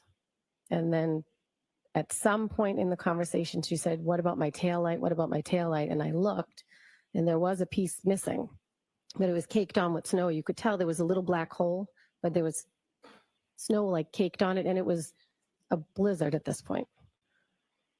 Now, just as far as She said a little black hole. She did not say 47 pieces of taillight were missing, right? That's an incredible amount of taillight to be missing. over the course of this early morning when you're making that drive from your house to Miss McCabe's house, correct? Yes. So during that time, can you describe sort of what the lighting conditions were, what the roadway conditions were, what you observed as you were driving over there? It was not light out yet, and it was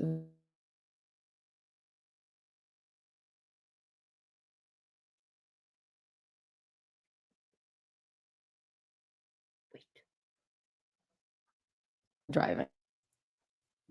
Ms. McCabe and Ms. Reed. Yes. And with reference, I think you said a couple times. It's amazing how difficult it is to hear Lally, isn't it? He sounds like he's in a tunnel like a block away. Is it just one person, or are you able to hear sort of everything that's going on in the car? I could hear everything. It was like a regular phone call in the car. From where you were, your impression was it was hooked up to the speaker of the car. Correct. And when you get to Ms. McCabe's house, or what you were just testifying about as far as the taillight, when is it that you're making those observations? In Jen's driveway.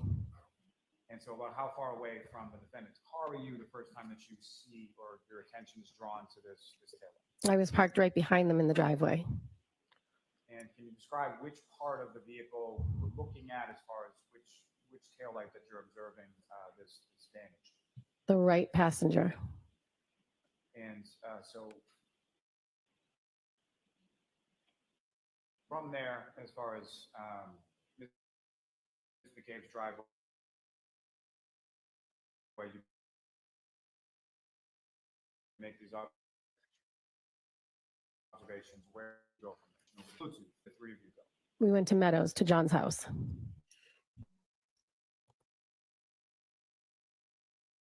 And how was it that each of you sort of got from Ms. McCabe's? And I followed behind.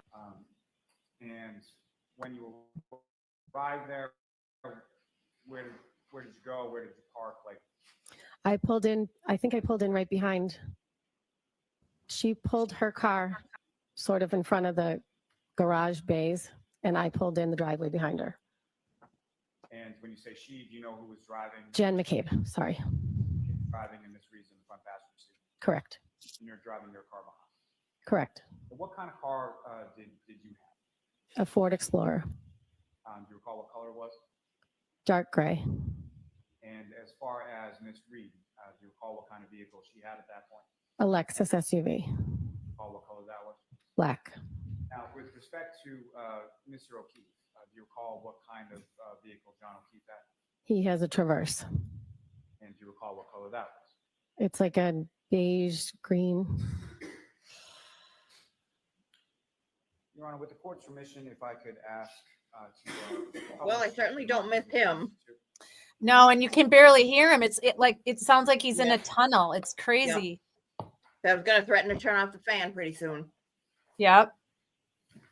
Speak up, Mr. Lally. How many times did she say that? What is up on the screen? Too many. That's John's house. And does that seem like a fair and accurate portrayal of what John's house looked like at around the time of January 29th when we went over that morning? Much snowier, but yes. I said it was much more snow, but yes. Why is he showing a picture of the house? That's not even the house where it was. Yeah, that's One Meadows. That's where John Yeah. lived. Why are we showing this picture? Just He cause? just To the right. he just wants her to verify that's the house, and then now he's going to show the driveway, I think. Okay. And this is why it took how many weeks? 27? Right, right. And again, Ms. Roberts, do you recognize what's up on the screen? That is John's car. And what is it that's behind John's car? Behind a basketball hoop? No, I'm sorry. That's correct. Not the rear of the vehicle. Even she gets frustrated with Lally too. She doesn't just get frustrated with Jackson. Well, she wasn't the crossed the garage first doors? time, but And there are two garage doors, one on the left, on the right. Is that correct? You're familiar with this house? We've been over it a number of times when Mr. O'Keefe lived there. Correct. And as far as what, if anything, were you familiar with as far as Mr. O'Keefe having regarding towards security around the house? Security. He has a Ring camera that was in the driveway and a Ring camera that was at the side door. And with regard to the garage itself, as far as you've been in there as well. Yes. And so, what is behind the left door of the garage? His big old blue convertible. And on the right side of the garage, what, if anything, is behind? Nothing. He's got all organized stuff and kids sporting. I don't know if he parked in there or not. Now, as far as how Mr. O'Keefe kept his garage, kept his home, was there a particular way in which he kept it? When he lived there, Meat free. so did you catch that? It was either yesterday or today. I can't recall. Maybe you can help me out, Friend Zone or Julie. She didn't say a word about needing to replace the security cameras in trial 1.0. She barely glazed, talked about it there, right? Yeah, so that was mentioned in the first trial. It seemed like they went a little bit further this one, which was weird. I thought somebody else talked about it, saying that it was broken because, or like it had to be repowered, or I don't know, some other reason, like for whatever reason, like out of the blue, like, oh yeah, we're gonna do that. And what, it was Paul that she helped. There's got to be a method to their madness for this, because that was all that I listened to Carrie today, and I didn't hear her say anything else about the security cameras. And so there's got to be a method to their madness why that was brought up, don't you think?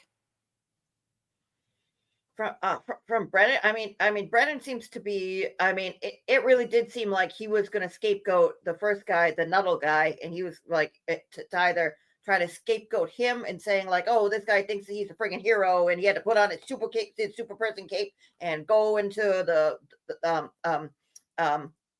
blinding blizzard where you couldn't see anything, but miraculously this guy was the hero and said, stand back, I'm going to save a life.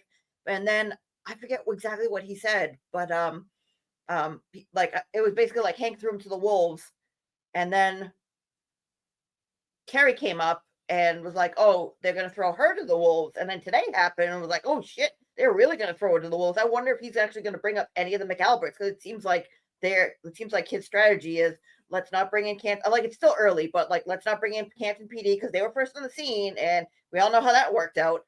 Right. And Yeah, like it's very funky. Yeah. Like, What well, it was did Carrie that did it. And think about it. If you're like, if your ass is on the line and it's either me or you, right. and this is my family and you're a nobody, you're a very convenient scapegoat, aren't you? Yeah, absolutely. So I saw something so strange today in the chat of the Young Jerks. Somebody put in there, Lucky did it. And that was basically, I mean, I'm paraphrasing, but that's all they wrote. And I could tell, I kind of scrolled back up to see what else they were saying. And they were definitely trying to be a shit disturber.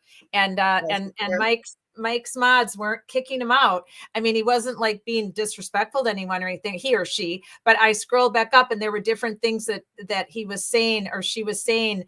And then he kept repeating that storyline then going forward that Lucky's going to tell the truth sooner or later, or it was just weird. And nobody was really, paying this person any attention. I'm guessing maybe they probably had been in Mike's chats previously. I had never noticed this name before, but and then let's see, I'm going to go back over to the chat a second here. Shauna said, yes, it appears Carrie, star. yeah. Oh, Carrie, yes, a star of case for prosecution. So weird. Yeah, and especially because she wasn't even crossed in the first trial, right? So it's just so bizarre. But that was a lot more fiery than I would have ever expected for her to be, on the stand, and the way it went down. I was kind of stunned by everything that happened yesterday and today. Well, so like with Carrie, so it started off pretty well on the cross today, and then Ellen Jackson brought up the messages saying, oh, you spoke with the witness advocate, because that's his name, not the witness advocate, not the witness advocate, the witness advocate, because that's how they pronounce it in Canton. So we gotta go by them, the witness advocate. Right. So she spoke with the witness advocate. She spoke with Buchanan. She spoke with somebody else, and she spoke with Morrissey. And then all of a sudden, Bev shut it down. It was like, everybody sidebar right now.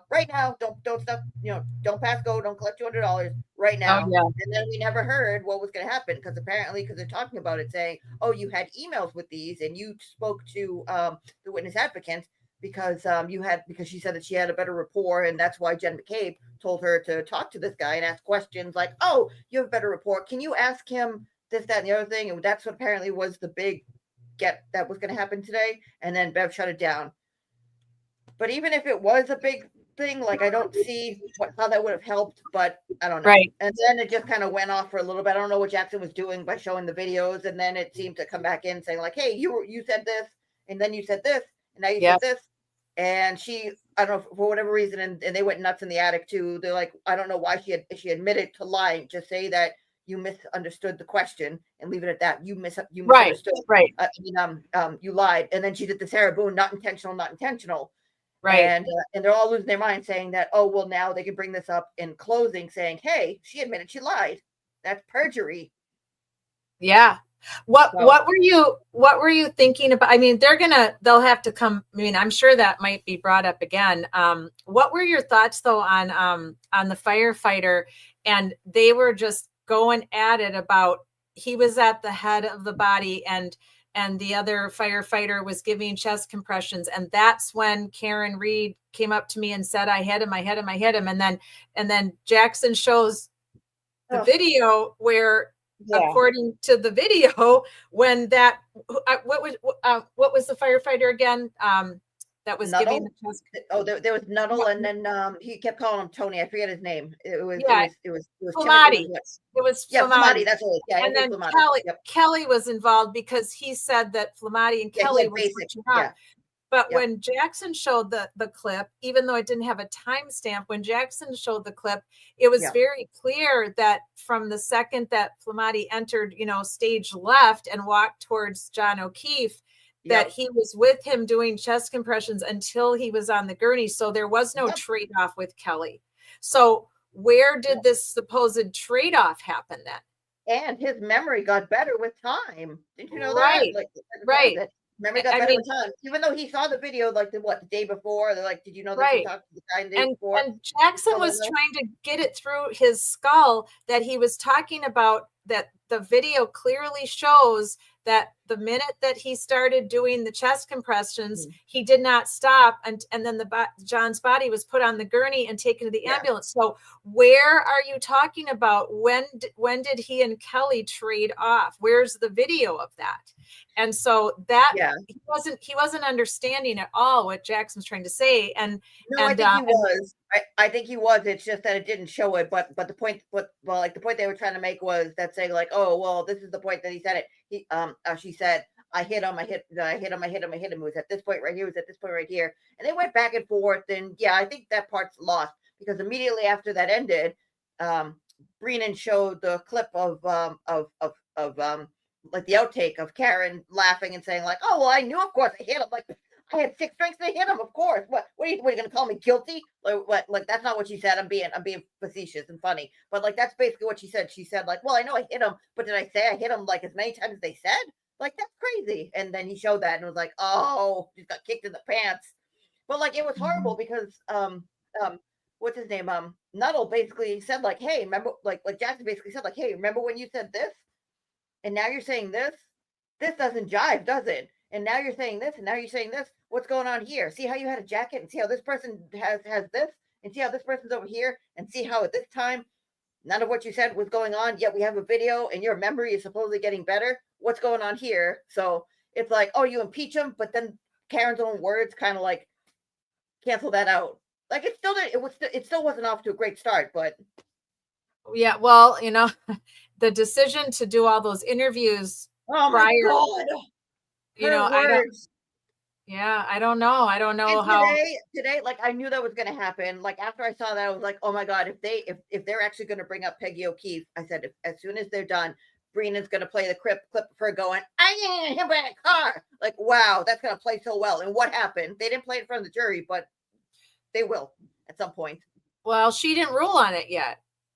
Well, no, but it's either going to come in now, like it's either going to come in tomorrow, or it's going to come in during closing. Or either she way, won't. it's no good. Yeah. Well, unless she says he can't show it, because I thought Jackson made a very compelling argument. Well, why. yeah, but during closing, you can do whatever you want. So he'll bring it up during closing. Yeah, very possible. Yeah. Yep. Shauna, let's see here. Bad luck. Yeah, Shauna, you said she was very assertive this time. Yeah, well, I think Carrie was definitely more assertive this time than the first time. Oh, but yeah. she kind of, I watched her whole 1.0 today so I could prepare for Friday Night Lies, and she was a little bitchy with Lally too. She didn't, and she made like funny facial expressions a few times because Lally frustrates even the most patient people. So I don't blame her for that. So I think she equally made faces at Lally and then we don't know because she wasn't crossed by Jackson the first time, and then today was just so heated. It's hard to judge her on that. Shauna says, let's see. Notice he said elect Morrissey a few times. Alyssa mentioned in after trial hearing Morrissey's emails were deleted, something to that effect.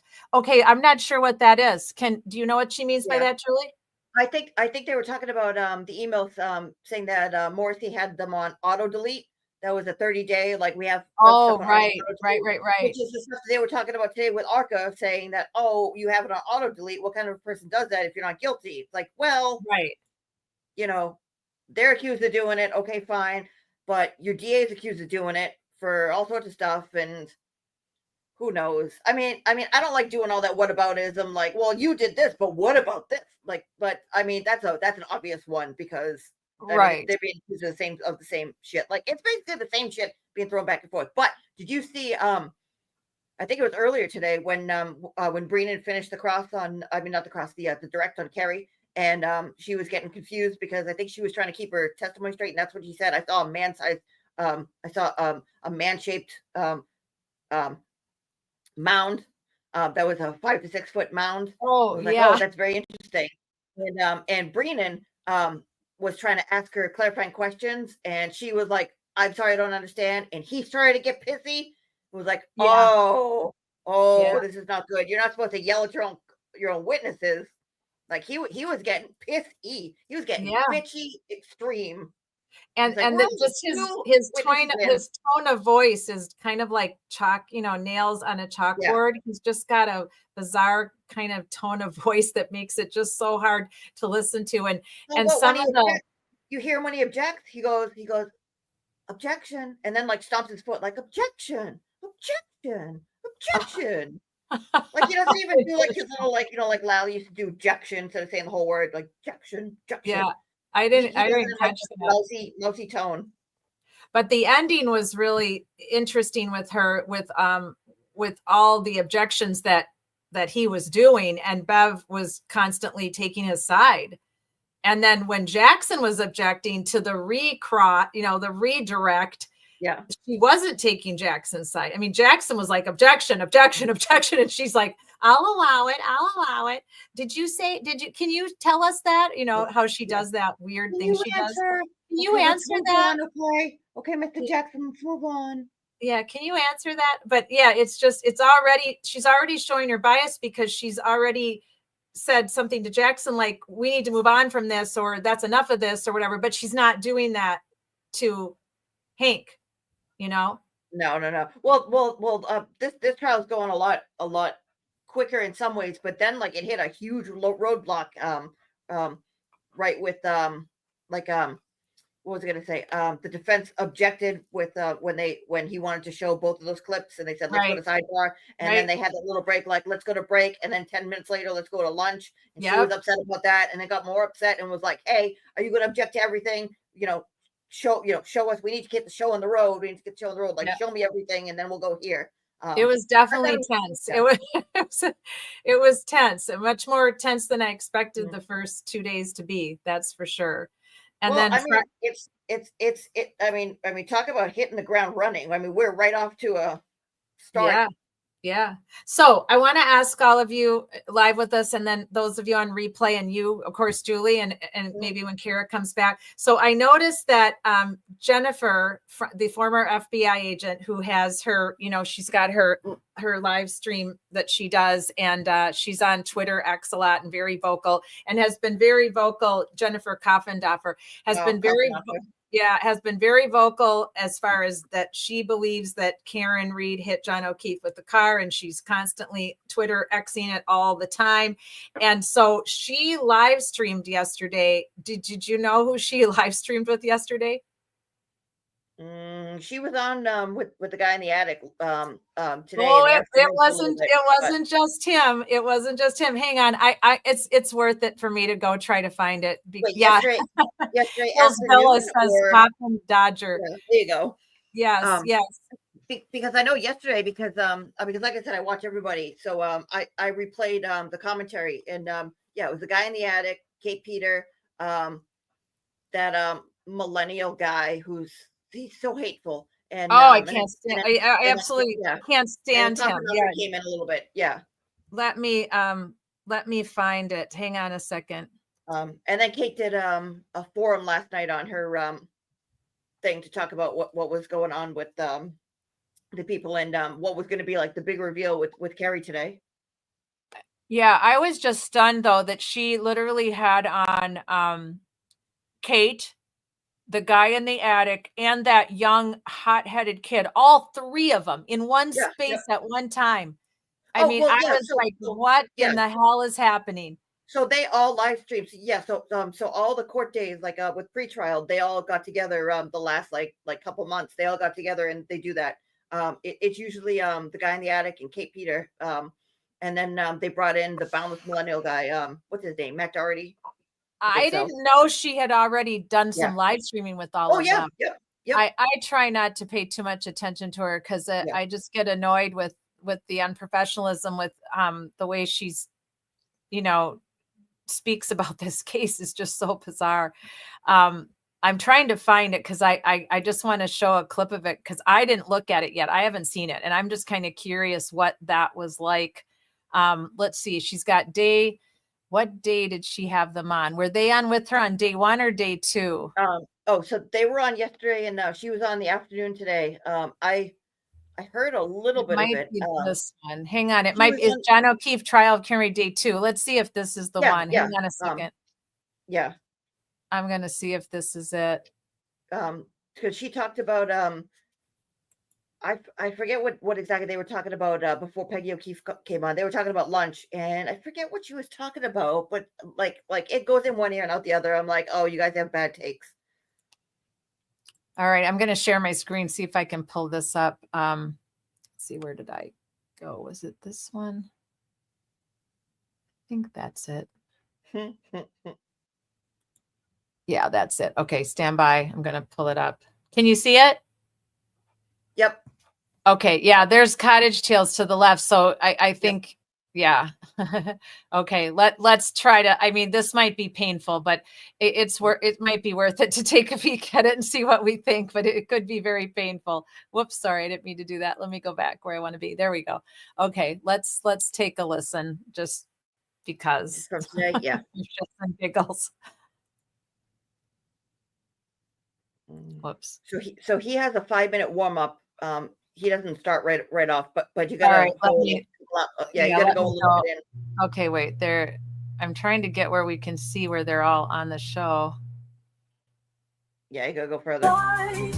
Resilience in the sky. Through the night we'll find. So this morning he said that he was having issues. He sent out the wrong link. Okay. So that's why the coffin lady wasn't there until like if it started at 9, it would have been about like 3 hours in. 3 hours in is when she finally made it? Yeah. Holy crap. All right, let's roll. Let me roll it down to see if I can find where she comes in. Hang on. They only speak during the break. No. So yeah. Okay, right, let me go. Yep, there's Carrie. There's the fan. Yep, right there. Yep, stop. Quiet, folks, still on the record. Yeah, this is right before they break for lunch. Perfect. You can hear it okay? I can. Yep. Okay. Let me make sure the chat can. Let me come back. Can you guys hear that okay? Everybody in the friend zone tonight? Just somebody type yes, we can hear it. Because if Julie and I can hear it, it doesn't mean you guys can hear it. Well, we've learned that the hard way.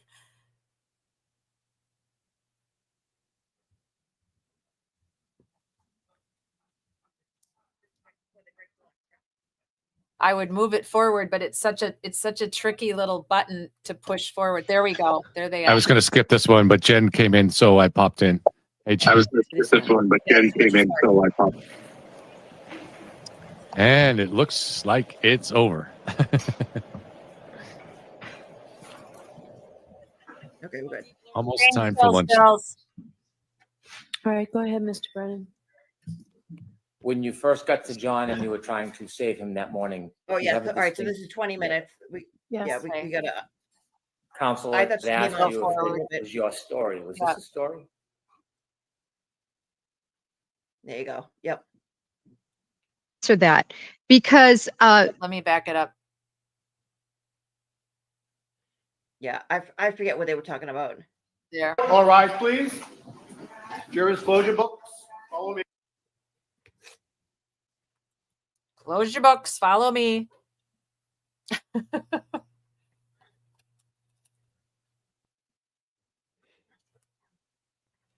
So we're going to bring the jury out so the defense can view the clip.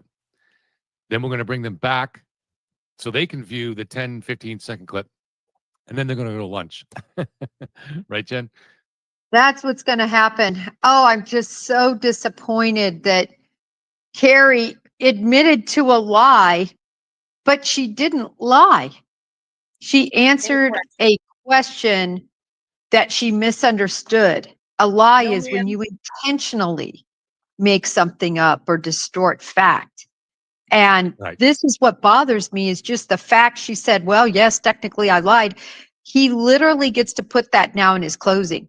But here's the thing, Jen, is that she did not hear in real time. She did not hear Karen Reed tell or ask Jen McCabe to Google how long does it take to die of hypothermia, or how long does it take to, pass away of hypothermia or whatever. So she never heard that in real time. So she was lying, right, Julie? That's what I'm trying to remember. Wait a minute. So I know that's what they were getting at today. She claimed That's what I'm trying to today. remember. No, she claimed today that Yeah. she never heard, that she heard it from someone else. Oh, right. While they were Karen making the asked, list. Yeah. right? While they were making the list. Right. Right. She said she heard it from someone else that Karen asked Jen to Google how long to die of hypothermia or whatever. Yep. But when even if Lally asked her and she misunderstood the question, he would have had to have been specific and said, what did you hear from someone else for her to give that answer? So she never really, all she said was, to cover her ass, was, I misunderstood the question, but she never told us what she thought the question was that she was being asked. And to give that answer, how long I heard Karen Reed, ask Jen McCabe to Google how, she would have had to have been asked in that specific way. When did you hear, and who did you hear it from, right? Because she didn't hear it in real time. She didn't witness it.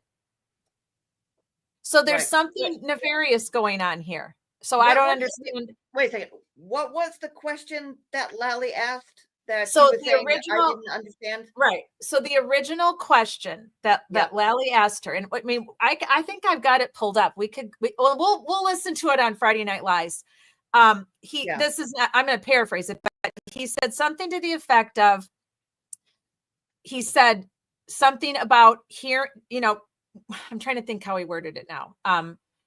Does anybody in the chat remember exactly how he worded it? Something about, I know he said it a bunch of times today. Yeah. He's Brennan repeated a bunch. Well, yeah, he repeated a bunch of times. Jackson did too, saying like, well, no, you said that Lally asked you, I want to try to get the semantics correct because right. But the last thing that Lally said was that the most important part, and the last thing that Lally said was that you heard. Yeah. And what he meant by that is heard with her own ear, not heard from someone else, but giving Carrie the benefit of the doubt. I can see where that would be confusing, right? See what I'm saying? Okay. I get it. I see. Okay. That's Lally trying to skirt the issue, which I'm sure was discussed prior in the last trial. It's just Lally is a shitty. She's going along with it. Like, yeah, I totally heard. No, Lally is a shitty question and asker. That was a no. That's intentional. That's intentional to be vague so that he asks one question and then you move on, and hopefully that's the end of the trial, and you don't have to have it by Hank Green to come in. Right, but I don't think he meant to be vague with that one. I think he just asked it in a really shitty way. What he should have said is point blank, what did you hear Karen Reed say to Jen McCabe in the car or outside the car or wherever the fuck they were? Or did you hear Karen Reed say to Jennifer McCabe, please, Jen, Google how long does it take to die of hypothermia? I mean, there's so many different ways he could have directly asked that question, but to add it at the very end, and as quiet as he talks, that was intentional, right? That you heard. Well, I think, but here's the thing. I think she then took that as, I heard somebody else, or I heard that Jen McCabe said that Karen said this. So that's hearsay. That's hearsay. Yeah. Right. But that's a convenient way to skirt. And if anybody asked you on it, you could say, I misunderstood, like the Belichick thing. I misinterpreted the rules. I misunderstood the question, so that you skirt perjury the way that this is basically happening now. Like, does it look good in front of a jury? Absolutely not. It looks like he's fucking lying. And just like Coffin Knocker said, now he can use it in front of a jury, but it basically subverts perjury by doing it. And I think that was intentional on Lally's part. And that's called her out on it. And we knew that the other side, we knew that, scummy. Yeah. we knew the anti-free Karen Reed side was going to lose their shit over that. Well, I mean, especially admitting to it, like she could have just said, like I misunderstood, and that's what Coffin Knocker's saying. Like that's one part that I agree with, saying she should have just, like, from their point, should have just said, I misunderstood, and she's saying, like, well, technically I did lie. Like, boom, done. Yep. All right, Yeah. let me go back, and I just had to stop it there because it just these guys they all irritate me so bad anyway. But oh yeah, that's right. The other thing too. Thank you, Shauna. Jen McCabe's sister was there all of a sudden. What? Oh, yeah. Did wait, you hear that? No. Where did Shauna put that up? I wanted to. Oh, that was that was in the chat. Yeah, that's right. I forgot about that. It was right above the thumbs up that I put down. Yeah, Oh, that's I right. missed Yeah. it. Yeah. I But, missed it, Jen Shauna. McCabe's Sorry. sister was there. She was taking notes for when we made a list of all the stuff. Oh, wait. Oh, right. And wait a minute. Remember? I don't ever remember that being told to us Brand in new. trial one. Brand fucking new. Like, Brand fucking new. Okay, we got to Yep. write this down because we gotta. This is big. Thank you, Shauna. Thank you, Shauna. Thank you, Shauna. So for Friday Night Lives, we need to make sure and talk about that. Jen McCabe's sister was there helping with the timeline. Yep. And whenever in a million fucking years do people in shock and horror and still in tragedy shock go meet the very next day or whenever it is that they did this and make a fucking timeline? They're not detectives. Nope. Well, that's what they said. Oh, well, Peggy O'Keefe. And again, this is I in my opinion, disclaimer, in my opinion, because we don't want to get heat for this from other people. My opinion, I think it was Jen McCabe getting in Peggy O'Keefe's ear, saying, you know what we should do? We should get together. So just to help your baby, to help your son, let's get together and get a timeline together so that we can write down, so that because it's fresh in our minds, so we can write this down. That way we're all on the same, so that she can look and say, what do you know? What do you know? What do you know? What do you know? What do you know? Okay, it's all here. Perfect. We can formulate a story. And she did that. But here's the thing too, right, guys? Ridiculous. It's ridiculous because it's not rocket science. They were literally Carrie knew nothing about any of this until Karen called her at 5 a.m. And by 6, whatever it was, 19 or whenever they loaded him into the ambulance, they were only there as part of this. Carrie was only part of this story from 5 a.m. until 6, whatever. I'd have to double check it. I don't want to say it wrong, but what do you need a fucking timeline for? And exactly. A timeline for what? What it's not that hard to recite what you did, alibis and coordinated stories. Right. Exactly. So they all like we said earlier when Kara was on and when Kathy called in, they think we're all fucking stupid. They think we all fell off a turnip truck, last week. It's just utterly ridiculous. And Shauna says KR wasn't arrested yet. They have a timeline. Yeah, exactly. It's weird. And what are they doing? Playing mini detective, little mini true crimers, trying to. It's just absurd. And they're supposed to be in so much, like Carrie reiterated. We're in shock and horror. We were in distress. It was terrible. Yeah. Right. Somebody again on the same sheet that showed Jen McCabe's storyline, and that's when she showed. It was like, how did she get in contact with Peggy O'Keefe? It was like, oh, it was through Carrie Roberts. But then you look, and it's like, here's Carrie Roberts, and then it showed. I forget who it was on Twitter. So shout out to you for showing it. I think it was Suspicious Sauce person put it out there. Every single time somebody talked to Carrie Roberts, you either have Nicole Albert or Brian Albert either before or after, meaning that Jen McCabe and her sister and brother-in-law talked to her. Then they talked to Carrie Roberts. Then they talked to the sister or brother-in-law, and then Julie Albert was sprinkled in there a couple times. So yeah, it's fucked up.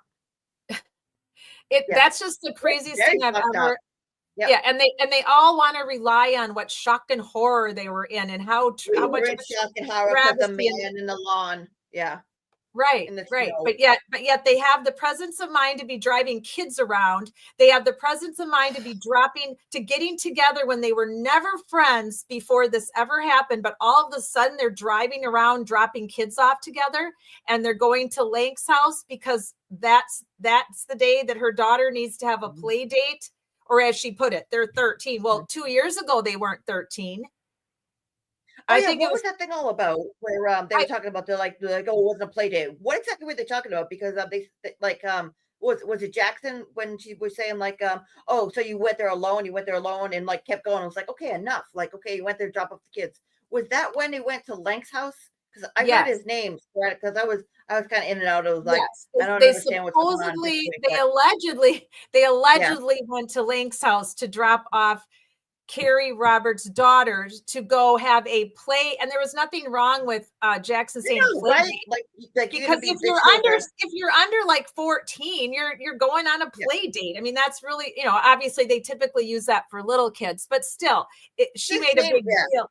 Yeah, it was no big deal that he said that, stupid but semantics, yeah, yeah, it ridiculous. was just, it was just the use of words. But what are the odds that her daughter's going to go on a play date with Lank's daughter the very next day, and Jen's going to ride around with her, and it's just ridiculous. Like, that whole thing is utterly ridiculous. And why would the wife come out and sit in a cold car in the middle of winter if you're going to chit chat That's with what the it was. ladies? Okay, yeah, Right? If you're right, gonna, I yeah. remember Because tweeting Carrie's a about talker, this. right? Right. I wasn't live streaming during trial 1.0, but I remember tweeting about this a lot. That never made any sense to me, that the wife came out and got in the car. Why didn't she have them come in the house? If the kid's going in the house for a play date and you're going to sit in a cold car or with the engine running, wasting gas, having this, and Carrie said, we talked for a long time. Why? Yeah, And at then least an Jen's got to hour. get out and And run one in of the them was house and go to filming, the right? bathroom. Right? I mean, Jen's got to Ridiculous. run in the house because it's taking so long, this conversation they're having in the car, that she's got to pee. So she's got to run. That's just ridiculous Yeah, to me.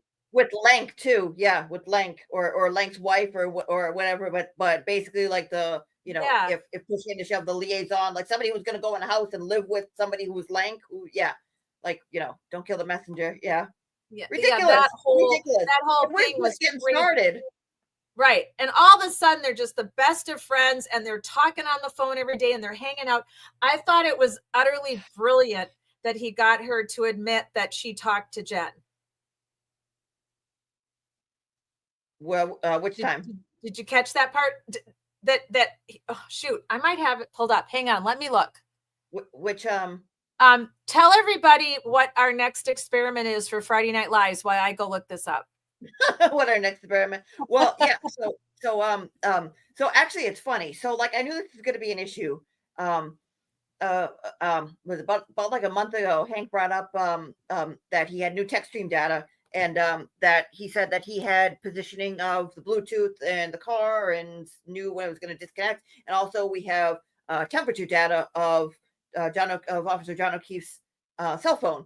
So people were getting very freaked out and saying, "Oh my god, oh my god, oh my god, oh my god, oh my god, what are we going to do? What are we going to do? What are we going to do?" And so I said, you know what?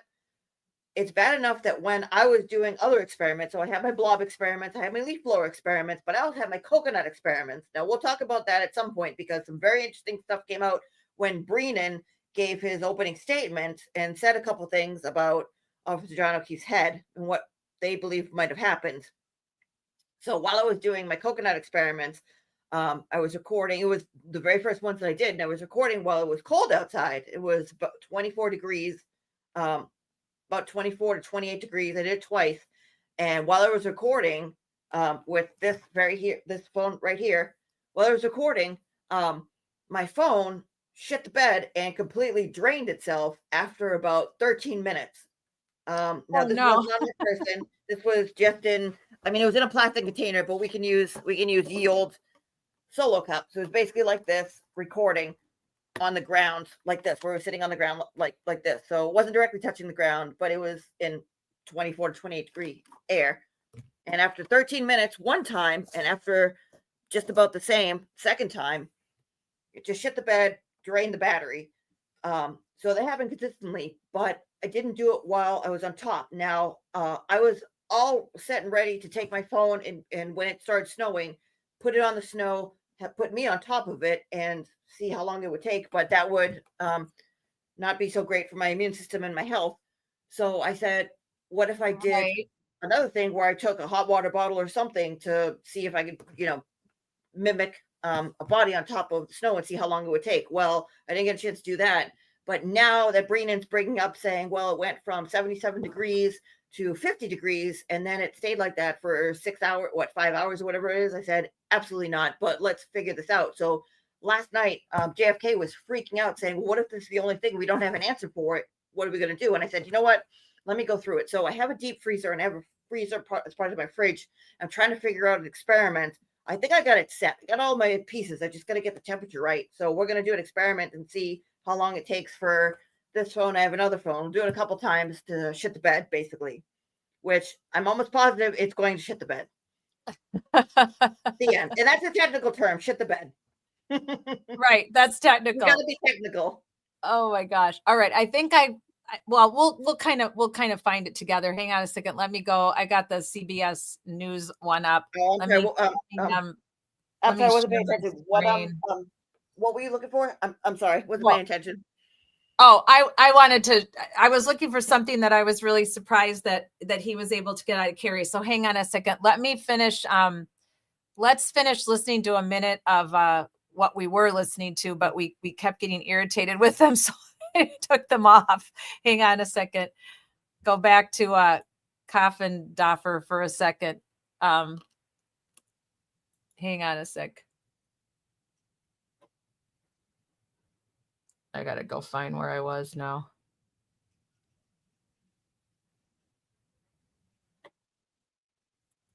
And Carrie Roberts, you already heard her. She lied. She said she lied. Yeah, And that's the problem with unclear terrible. language. I mean, she says, well, I guess I lied, but I didn't intentionally, which is a lie is intentional. So if it was unintentional, it's not a lie, which is what you're saying. But yeah, Shauna. It's at this point, it's just gamesmanship, right? It's not an actual effort to get to the truth. That's the most disturbing part of it. Please, that's utterly insane. Well, and that's what he's charged with doing, is making these witnesses look like they're not being honest. And he is as honest as the day is long. You know, when you are interviewed 4 or 5 times, I think they went over 5 different times. It's so hard because if an investigator asks a different question, you're going to answer that one. So it's not that you're changing your story, you're adding to what you said before based on questions.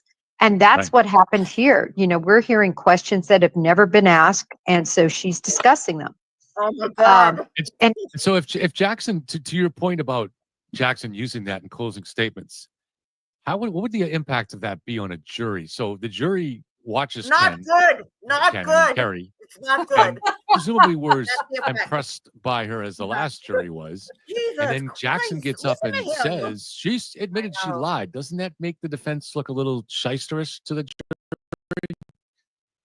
Well, not if anybody from the jury believes she was lying. Of course, he's also trying to paint her in the corner as being some nefarious co-conspirator with the rest of the individuals, you know, that covered up this murder plot, supposedly, right? Now he's finally been able to wrangle her in. Remember, in the first trial, she was clean. She didn't even know Jen McCabe. And so, but to another point, anybody watching this would say, listen, she could downplay, she could lie, she could say she really isn't good friends with Jim McCabe. Nobody would ever know. They're not going to get her record subpoenaed in time. She is being honest, whether it's good, bad, or indifferent. And I do appreciate, hopefully, the jury seeing all of that. Now he's finally been I thought Carrie was incredibly good witness, very intelligent, could see where things were going. What did you think about going after the communications with the witness advocate and the district attorney?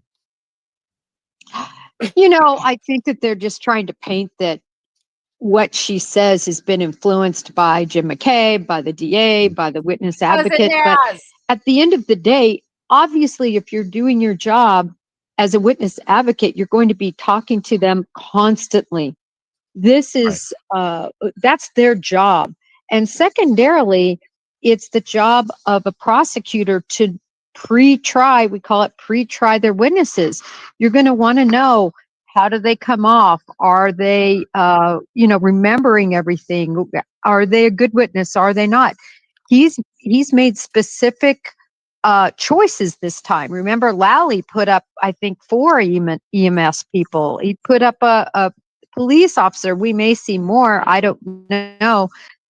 But he's trying to figure out who are the best witnesses to tell I'm going to say the word story Right. too. It's not a fable. But this was not It's a Lally story. talking to her. This was the witness advocate, who's not a Oh, I lawyer, I know. don't think. And this was the district attorney, It's who's not Right. trying the case. advocate. No, I agree. I think he was trying to paint that. The witness advocate has to talk to her. And the fact that she talked, I think, did she say one time with the DA himself? She didn't really give a number, so I think it was maybe more than one. And as she tried to suggest and got objected to, most of those conversations were probably about witness intimidation and had nothing to do with the sharing of evidence. But so let me just ask you, as a former FBI agent, you obviously understood the idea that no ongoing investigations should be discussed with anybody outside the investigators. But how realistic is that in the real world? Well, first of all, discussing it with the DA and the victim's advocate, just to be clear, that is not outside of the investigation. That's who you're supposed to speak with. Investigators. But not about evidence, right? Or certainly not about things that she could be feeding to Jen McCabe or so for instance, she did say that she took questions from Jen McCabe to the district attorney, or I forget if that was to the district attorney or to the witness advocate.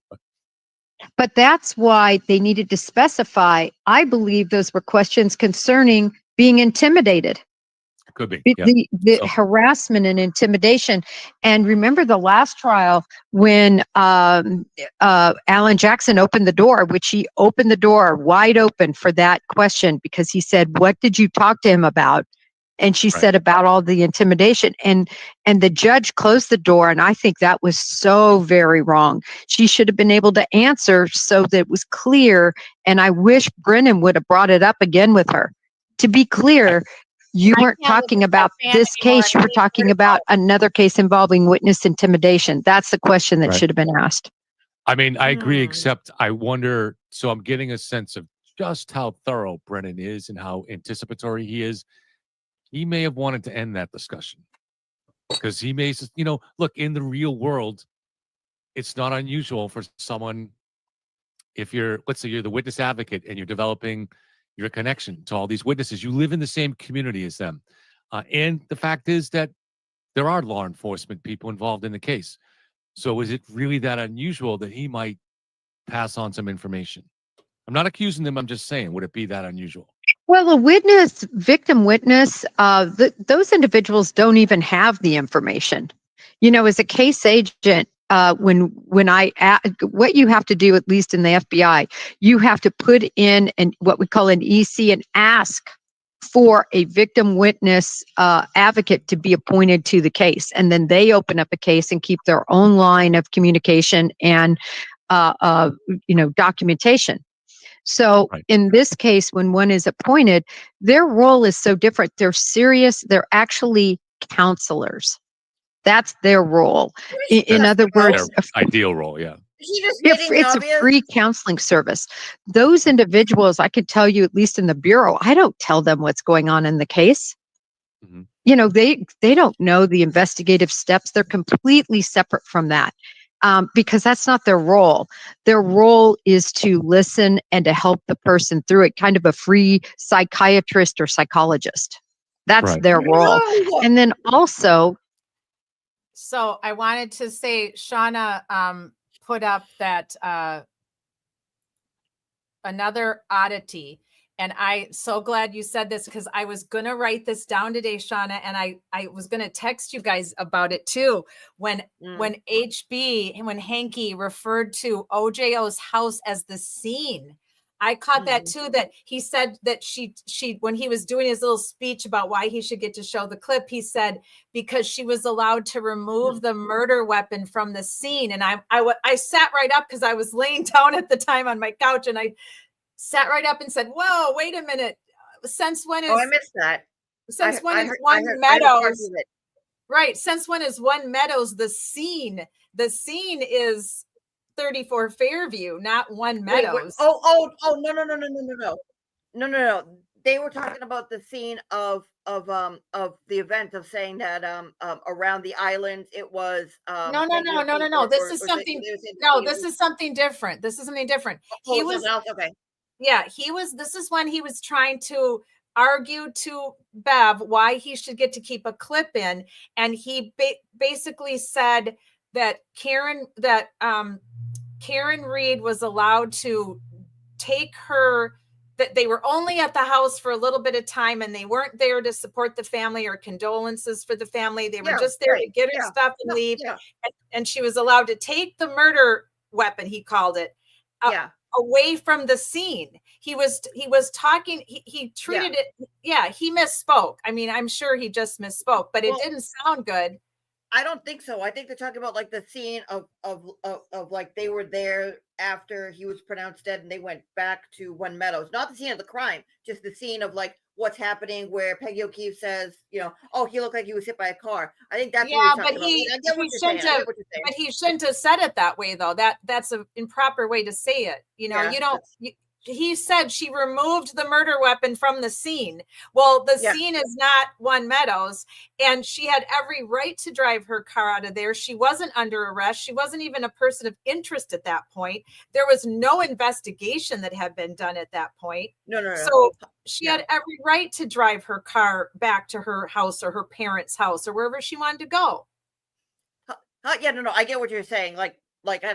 But I get his argument of saying like it's not the scene of the crime. It was the scene of her family was there, and he's basically saying like, oh, she's she's so full of evil and hate that she went in there and she swept the scene of his house and all of her dastardly Yeah, but when you're talking about and a then took out crime, and right? well, You're I talking know, about I a understand, crime, I and you're understand, talking yeah. about a murder trial. Yeah. He's the prosecutor. He should know better not to use the Well, word scene. The you word would- scene yeah. in this case should only be used for 34 Fairview, right? Yeah. Well, scene of the crime, but he's talking about the scene Exactly. of I think he's talking about something else because he's trying to set a consciousness of guilt, and he's trying to set this is the scene where she went and she fucked with all of with the Ring camera and she took everything out of there and she said see you later. But well, actually she would say see you later bye. She said fuck you people, I'm off, and then screwed. And yeah, he's trying to set the scene up. He's trying to set the scene of here is the crying family who just lost their loved Right. one. And here she comes going like, deuces, I gotta go get my shit, bye, and fucks with things. And yeah, Right. so But we know, but he I get what you're completely- saying, but yeah. Yeah, but I He get really what you're fucked saying. I get what you're saying. It was just a very poor choice of use of Yeah. words by him. And he's supposed to be this ultimate consummate professional, right? The other thing too is he completely misrepresented what was going on there that day, because what we know now, and based on Peggy O'Keefe's testimony, is that she wanted nothing more to do with Karen. And I'm sure the mood in that house was, we don't want you here, get the fuck out of here. Even though they weren't saying that, I can't even imagine how uncomfortable she must have felt and how horrible and how unwanted she must have felt in that house. And all she wanted to do was be able to comfort the kids and grieve with the family of her boyfriend, which is what normal people would have wanted to do. There's nothing outside the norm of that or outside the pale of that. That's what anybody would want to do after they just found out their boyfriend died in the snow in front of their friend's home. Yeah, true. But Karen's own words basically said she walked in and said, let's get the fuck out. And that's what she did. And she said that a couple times. Now, again, her own words are her own worst enemy, but like, right. But she didn't, neither one of them wanted to be there. Right. And but the only reason she didn't want to be there though is because I think the vibe that the family was giving off to her was not warming, was not inclusive, not like, come, let's all grieve together. Like that's what a normal situation would have been like. Because nobody had a freaking clue at that moment what happened to John O'Keefe. And we still don't know for sure what happened to John O'Keefe. We still don't know for sure what happened to John O'Keefe. The theories are. I don't think anybody wanted to be at that house. Yeah. Right. I don't think Right. the Reeds So, wanted to be there. I don't think the O'Keefes wanted to be there. Just I don't think anybody wanted to be there. So I think I think it was best to get her stuff and just leave. But like the way they said it, she said she wanted to leave. And what was the other thing she said that she wanted that she said that she told Erin O'Keefe, or Erin O'Keefe said, and said something along the lines of remember the bad times. Like that's a weird thing to say, but that's like it's just weird. Like like this but just again, happened. we People don't are gonna know say for weird we don't know for sure you she know. said that. I mean, I Aaron think could that was a have text just message. No, that was a I text, wasn't it? I don't think so. I thought Remember the it was bad times? something I thought it was something she said to Aaron at the house. Passing. Oh, okay. All Well, right. maybe it was a Well, text.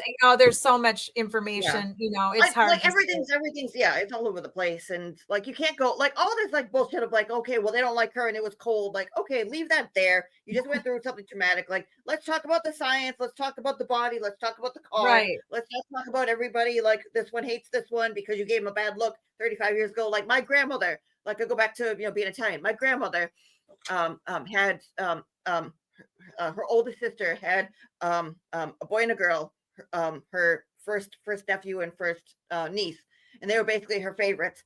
And then 50 years down the line, her sister got sick, and her niece came and take care of it. My grandmother went to go visit her, and her niece gave her an attitude and said, "You need to get out of here, lady." Yeah. And my grandmother held that fucking grudge until the day she passed away. And she told me that story. I'll never forget it. She go, "Do you know what this one said to me?" I was like, "No, Nana, tell me." It was like, I went over there and I'm her aunt and this and that. You know what she called me? I said, "No, Nana. She called me a lady." And I went, "Wow, Nana, what happened next?" She goes, "You think that's nice? I'm her aunt. She calls me a lady," and held it to her fucking until she went in the shelf because she's in a mausoleum.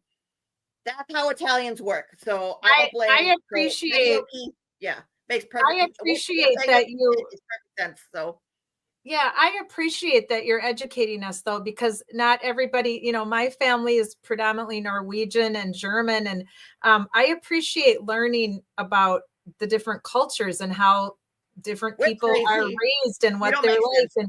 And right. So that was really good that you kind of helped us understand that, being that you're from Boston and that you understand the Italian mother thing. I mean, I have it too. Like that was like when Carrie said all that the first trial, that was the first time I heard like what happened, like how did the O'Keefes find out, like how did Peggy Right. O'Keefe's mother find out, and I didn't know she was Italian until afterwards. But like I heard that and was like well, what happened? It's like, well, I dropped him off at a party, and the first thing out of her mouth is, and he just left him there. And was like, oh, see, I would say something like that too. So, I mean, again, it doesn't make it right. It's just this is the way it is. Well, what's weird to me and still makes zero sense to me, though, whether you're Italian, Norwegian, whatever nationality you are, why wasn't more consideration given to the fact that maybe Karen had nothing to do with it, that maybe John was in a fight with Brian Albert? Why was that not even a consideration for Peggy O'Keefe and for Paul O'Keefe? That's what really bothers me. But she was there, so this makes no sense to me. She's not completely innocent of this. I mean, is she guilty of what she's being charged with? Absolutely not, and it's abomination what's happening to her. Yeah. I mean, can you charge her for saying that you're going to be a designated driver and then take off on the person? I think that's just being a shitty person, which you can't get charged for. And that's right. Again, these are my feelings. Don't take them out on Cat. Send it all to me. Right. No, I get your point, though. I mean, John made it very clear he wanted a designated driver, and because he was going to drink, and she was his designated driver. So I know a lot of people have made comments like this on social media. So what was he going to do? Call her? I mean, if she was supposed to be going back home, how was John O'Keefe going to get home that night? Exactly. Right. If she was supposed to be going back home, then what was he going to well, he's a grown man. He's 45 years old. He can call a cab. The bottom line is that, he's a growing man, and if he's at a house party with other friends, then they could call him a cab. I mean, it's not her job to babysit him. But she did accept. I thought of that too. It was like, well, he's a grown man, but he did call and say, "Hey, I'm going to get obliterated out of my schnoz tonight. Can Right. But I'm going count- to an I'm after bar counting you. party was never part of the plan. And she didn't really want to go to that True, party because she had a true. stomach ache. See? So if But, he wants to yeah. continue going somewhere else after what she committed to doing, which was just go to those 2 bars and then take him home, then that is on him. Because he continued the night past where it was supposed to go. And I'm still wondering why she has never spoken to this or admitted it, that how did she not see the shenanigans going on at the waterfall? Was she so Oh, she engrossed in absolutely whatever? did. That's bullshit. That's bullshit that she didn't know any of that. That's bullshit. That I call that out right now. That's bullshit. She absolutely knew. And she could have said, fuck you, we're going home. That's why Instead, she I drove him know. there. And that's why I think it's That's more what I than want a, to know too. That's I what I think want to it's, know. I think it's more than a stomach ache. I don't think she wanted to go in there and deal with them getting in an argument. Nope. I'm sure she could have never guessed in a million years it would have become a fist fight. Oh God, But no. Yeah, no. yeah, No, but no. the Like, she didn't drive and say, fuck uncomfortableness, you. I hope so. Yeah. right? No. But The uncomfortableness of knowing that Higgins was going to be in there and that there was something weird going on with John at the bar with those guys, that had to have been, that had to have been weird for her. And I think that's why she didn't want to go in that party, that after bar party. I think she was why'd just she done. drive there though? What? Like that like why like okay, like I think about it, like I'm like, okay, like I don't understand. Let me try to figure this out. Like let me put myself in in her shoes. Like let's say me and Blob went out and Blob got obliterated, shit faced, and Blob did the heel toe because some fat asshole was, starting shit. And then Yeah. Blob says, where we go and let's go over here. And I go, you're shit faced. That guy's being an asshole. What are you gonna do? Cause a scene? Let's go home. But again, hindsight's 2020. Like I don't know if they knew or if they were both together. Like, hey, I'm just gonna go in there and go tell him to go, go fuck himself, and then we'll leave. Like maybe that was the plan. But then Higgy came out, or somebody came out, or then something happened, and then they started fighting, and like that's what I think. Like he went inside. I don't think Higgy came out, because if Higgy would have come out, the kids in the truck would have seen him, and the kids in the truck came out at 12:30. Yeah, but the kids in the truck arrived shortly thereafter Karen, and when they left, they all said they never saw John in the cab of that SUV. Yep, So he if he could've come wasn't up there, immediately he had to have been in the house already. I mean, it's possible, or he could have went to pee, or they could have been around the other side. I mean, who knows? Lots of things could have happened. I think it's more 1 + 1 = 2, that it was cold. Karen said, I don't really want to come in. Or maybe she said, go in and check out the environment. And that's why she was waiting out front. She wanted to know if it was safe for her to come in or okay for her to come in. And then when he never came out, then she left, and then she got royally pissed because she couldn't get a hold of him. I think the 1 + 1 = 2 on this is everything the way it went. Everything else is smoke and mirrors and lies and deception.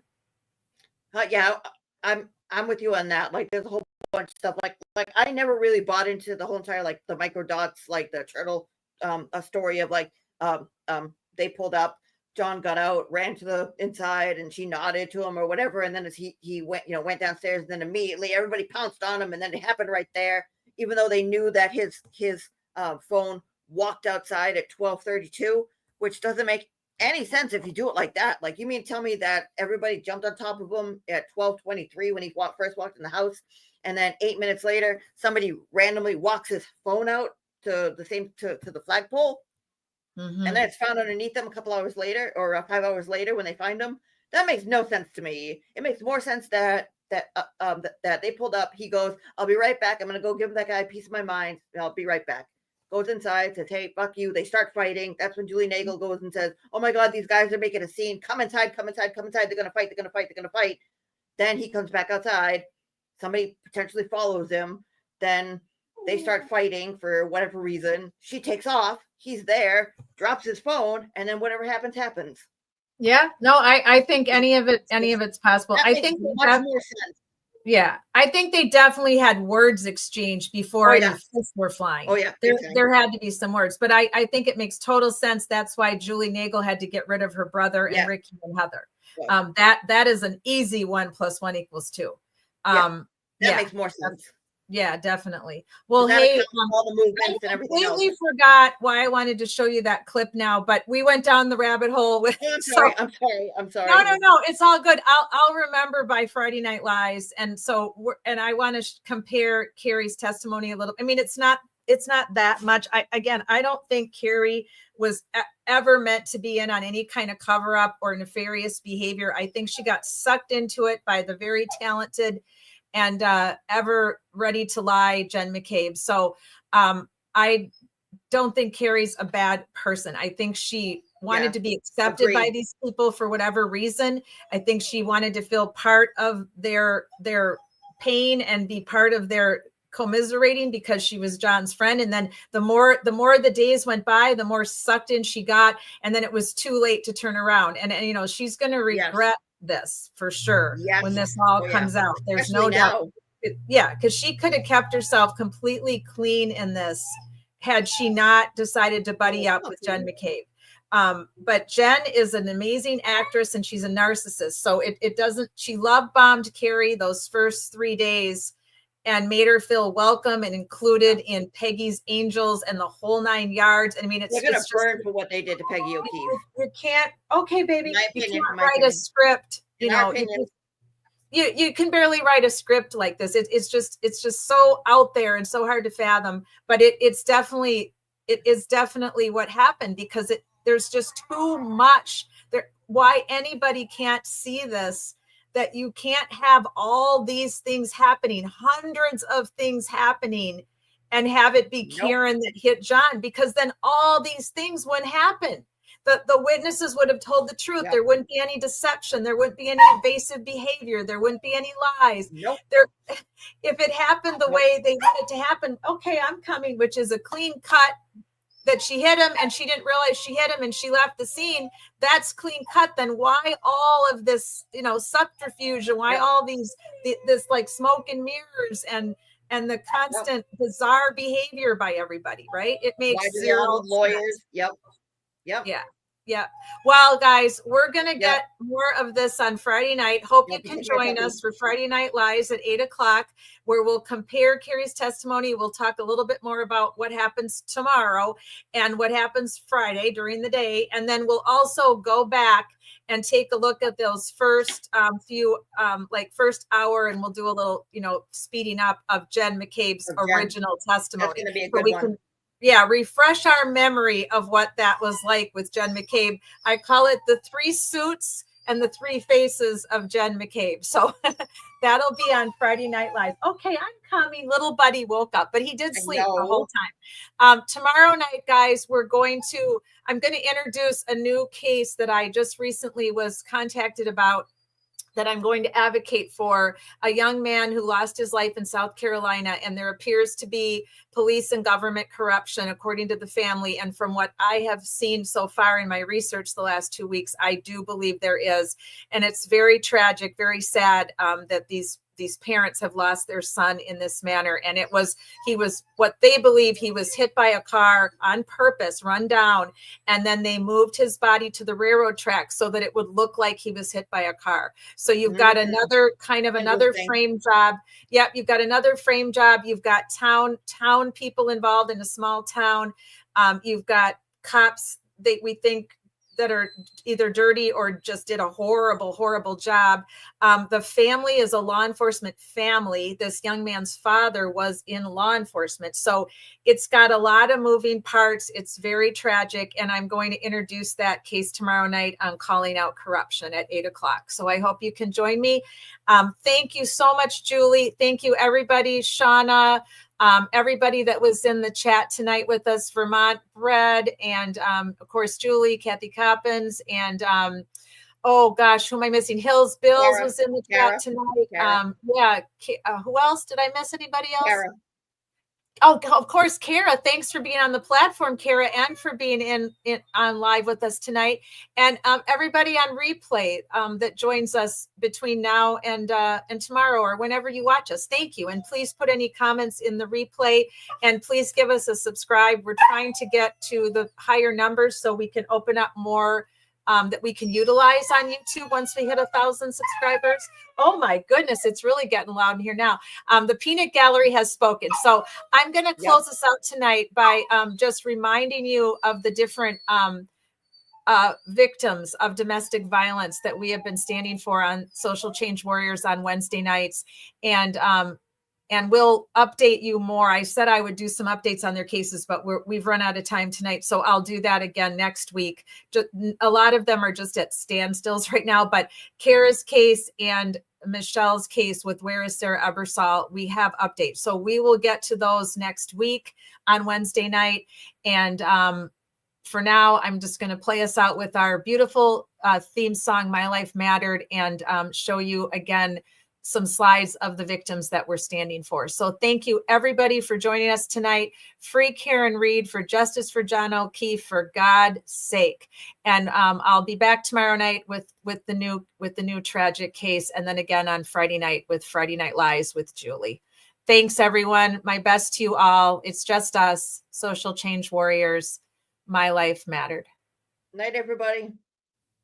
Thank you, Julie. Thank you, everyone.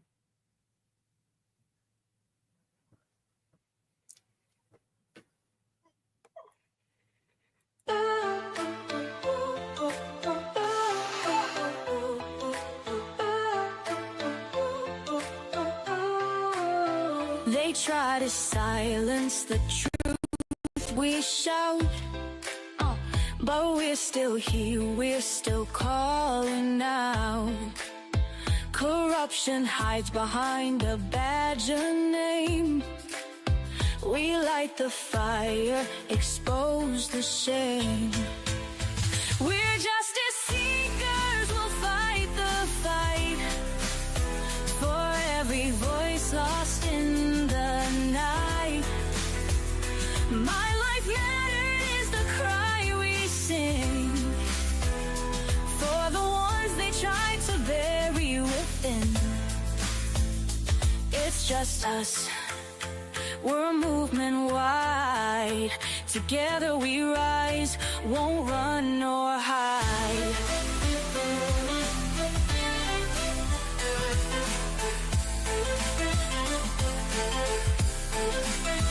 The stories echo, the pain runs deep.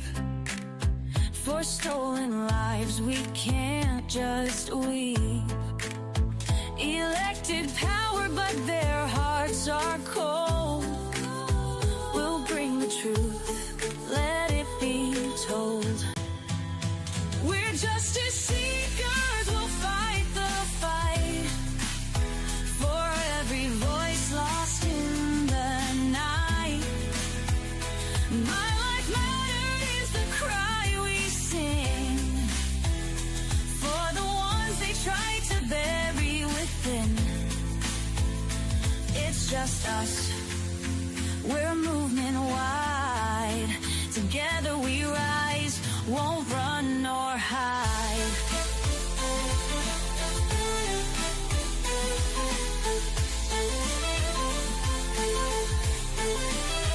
We're justice seekers, we'll fight the fight for heavy wounds, undo the harm. Calling out corruption, we'll stand tall for justice and truth, we'll risk it all. My life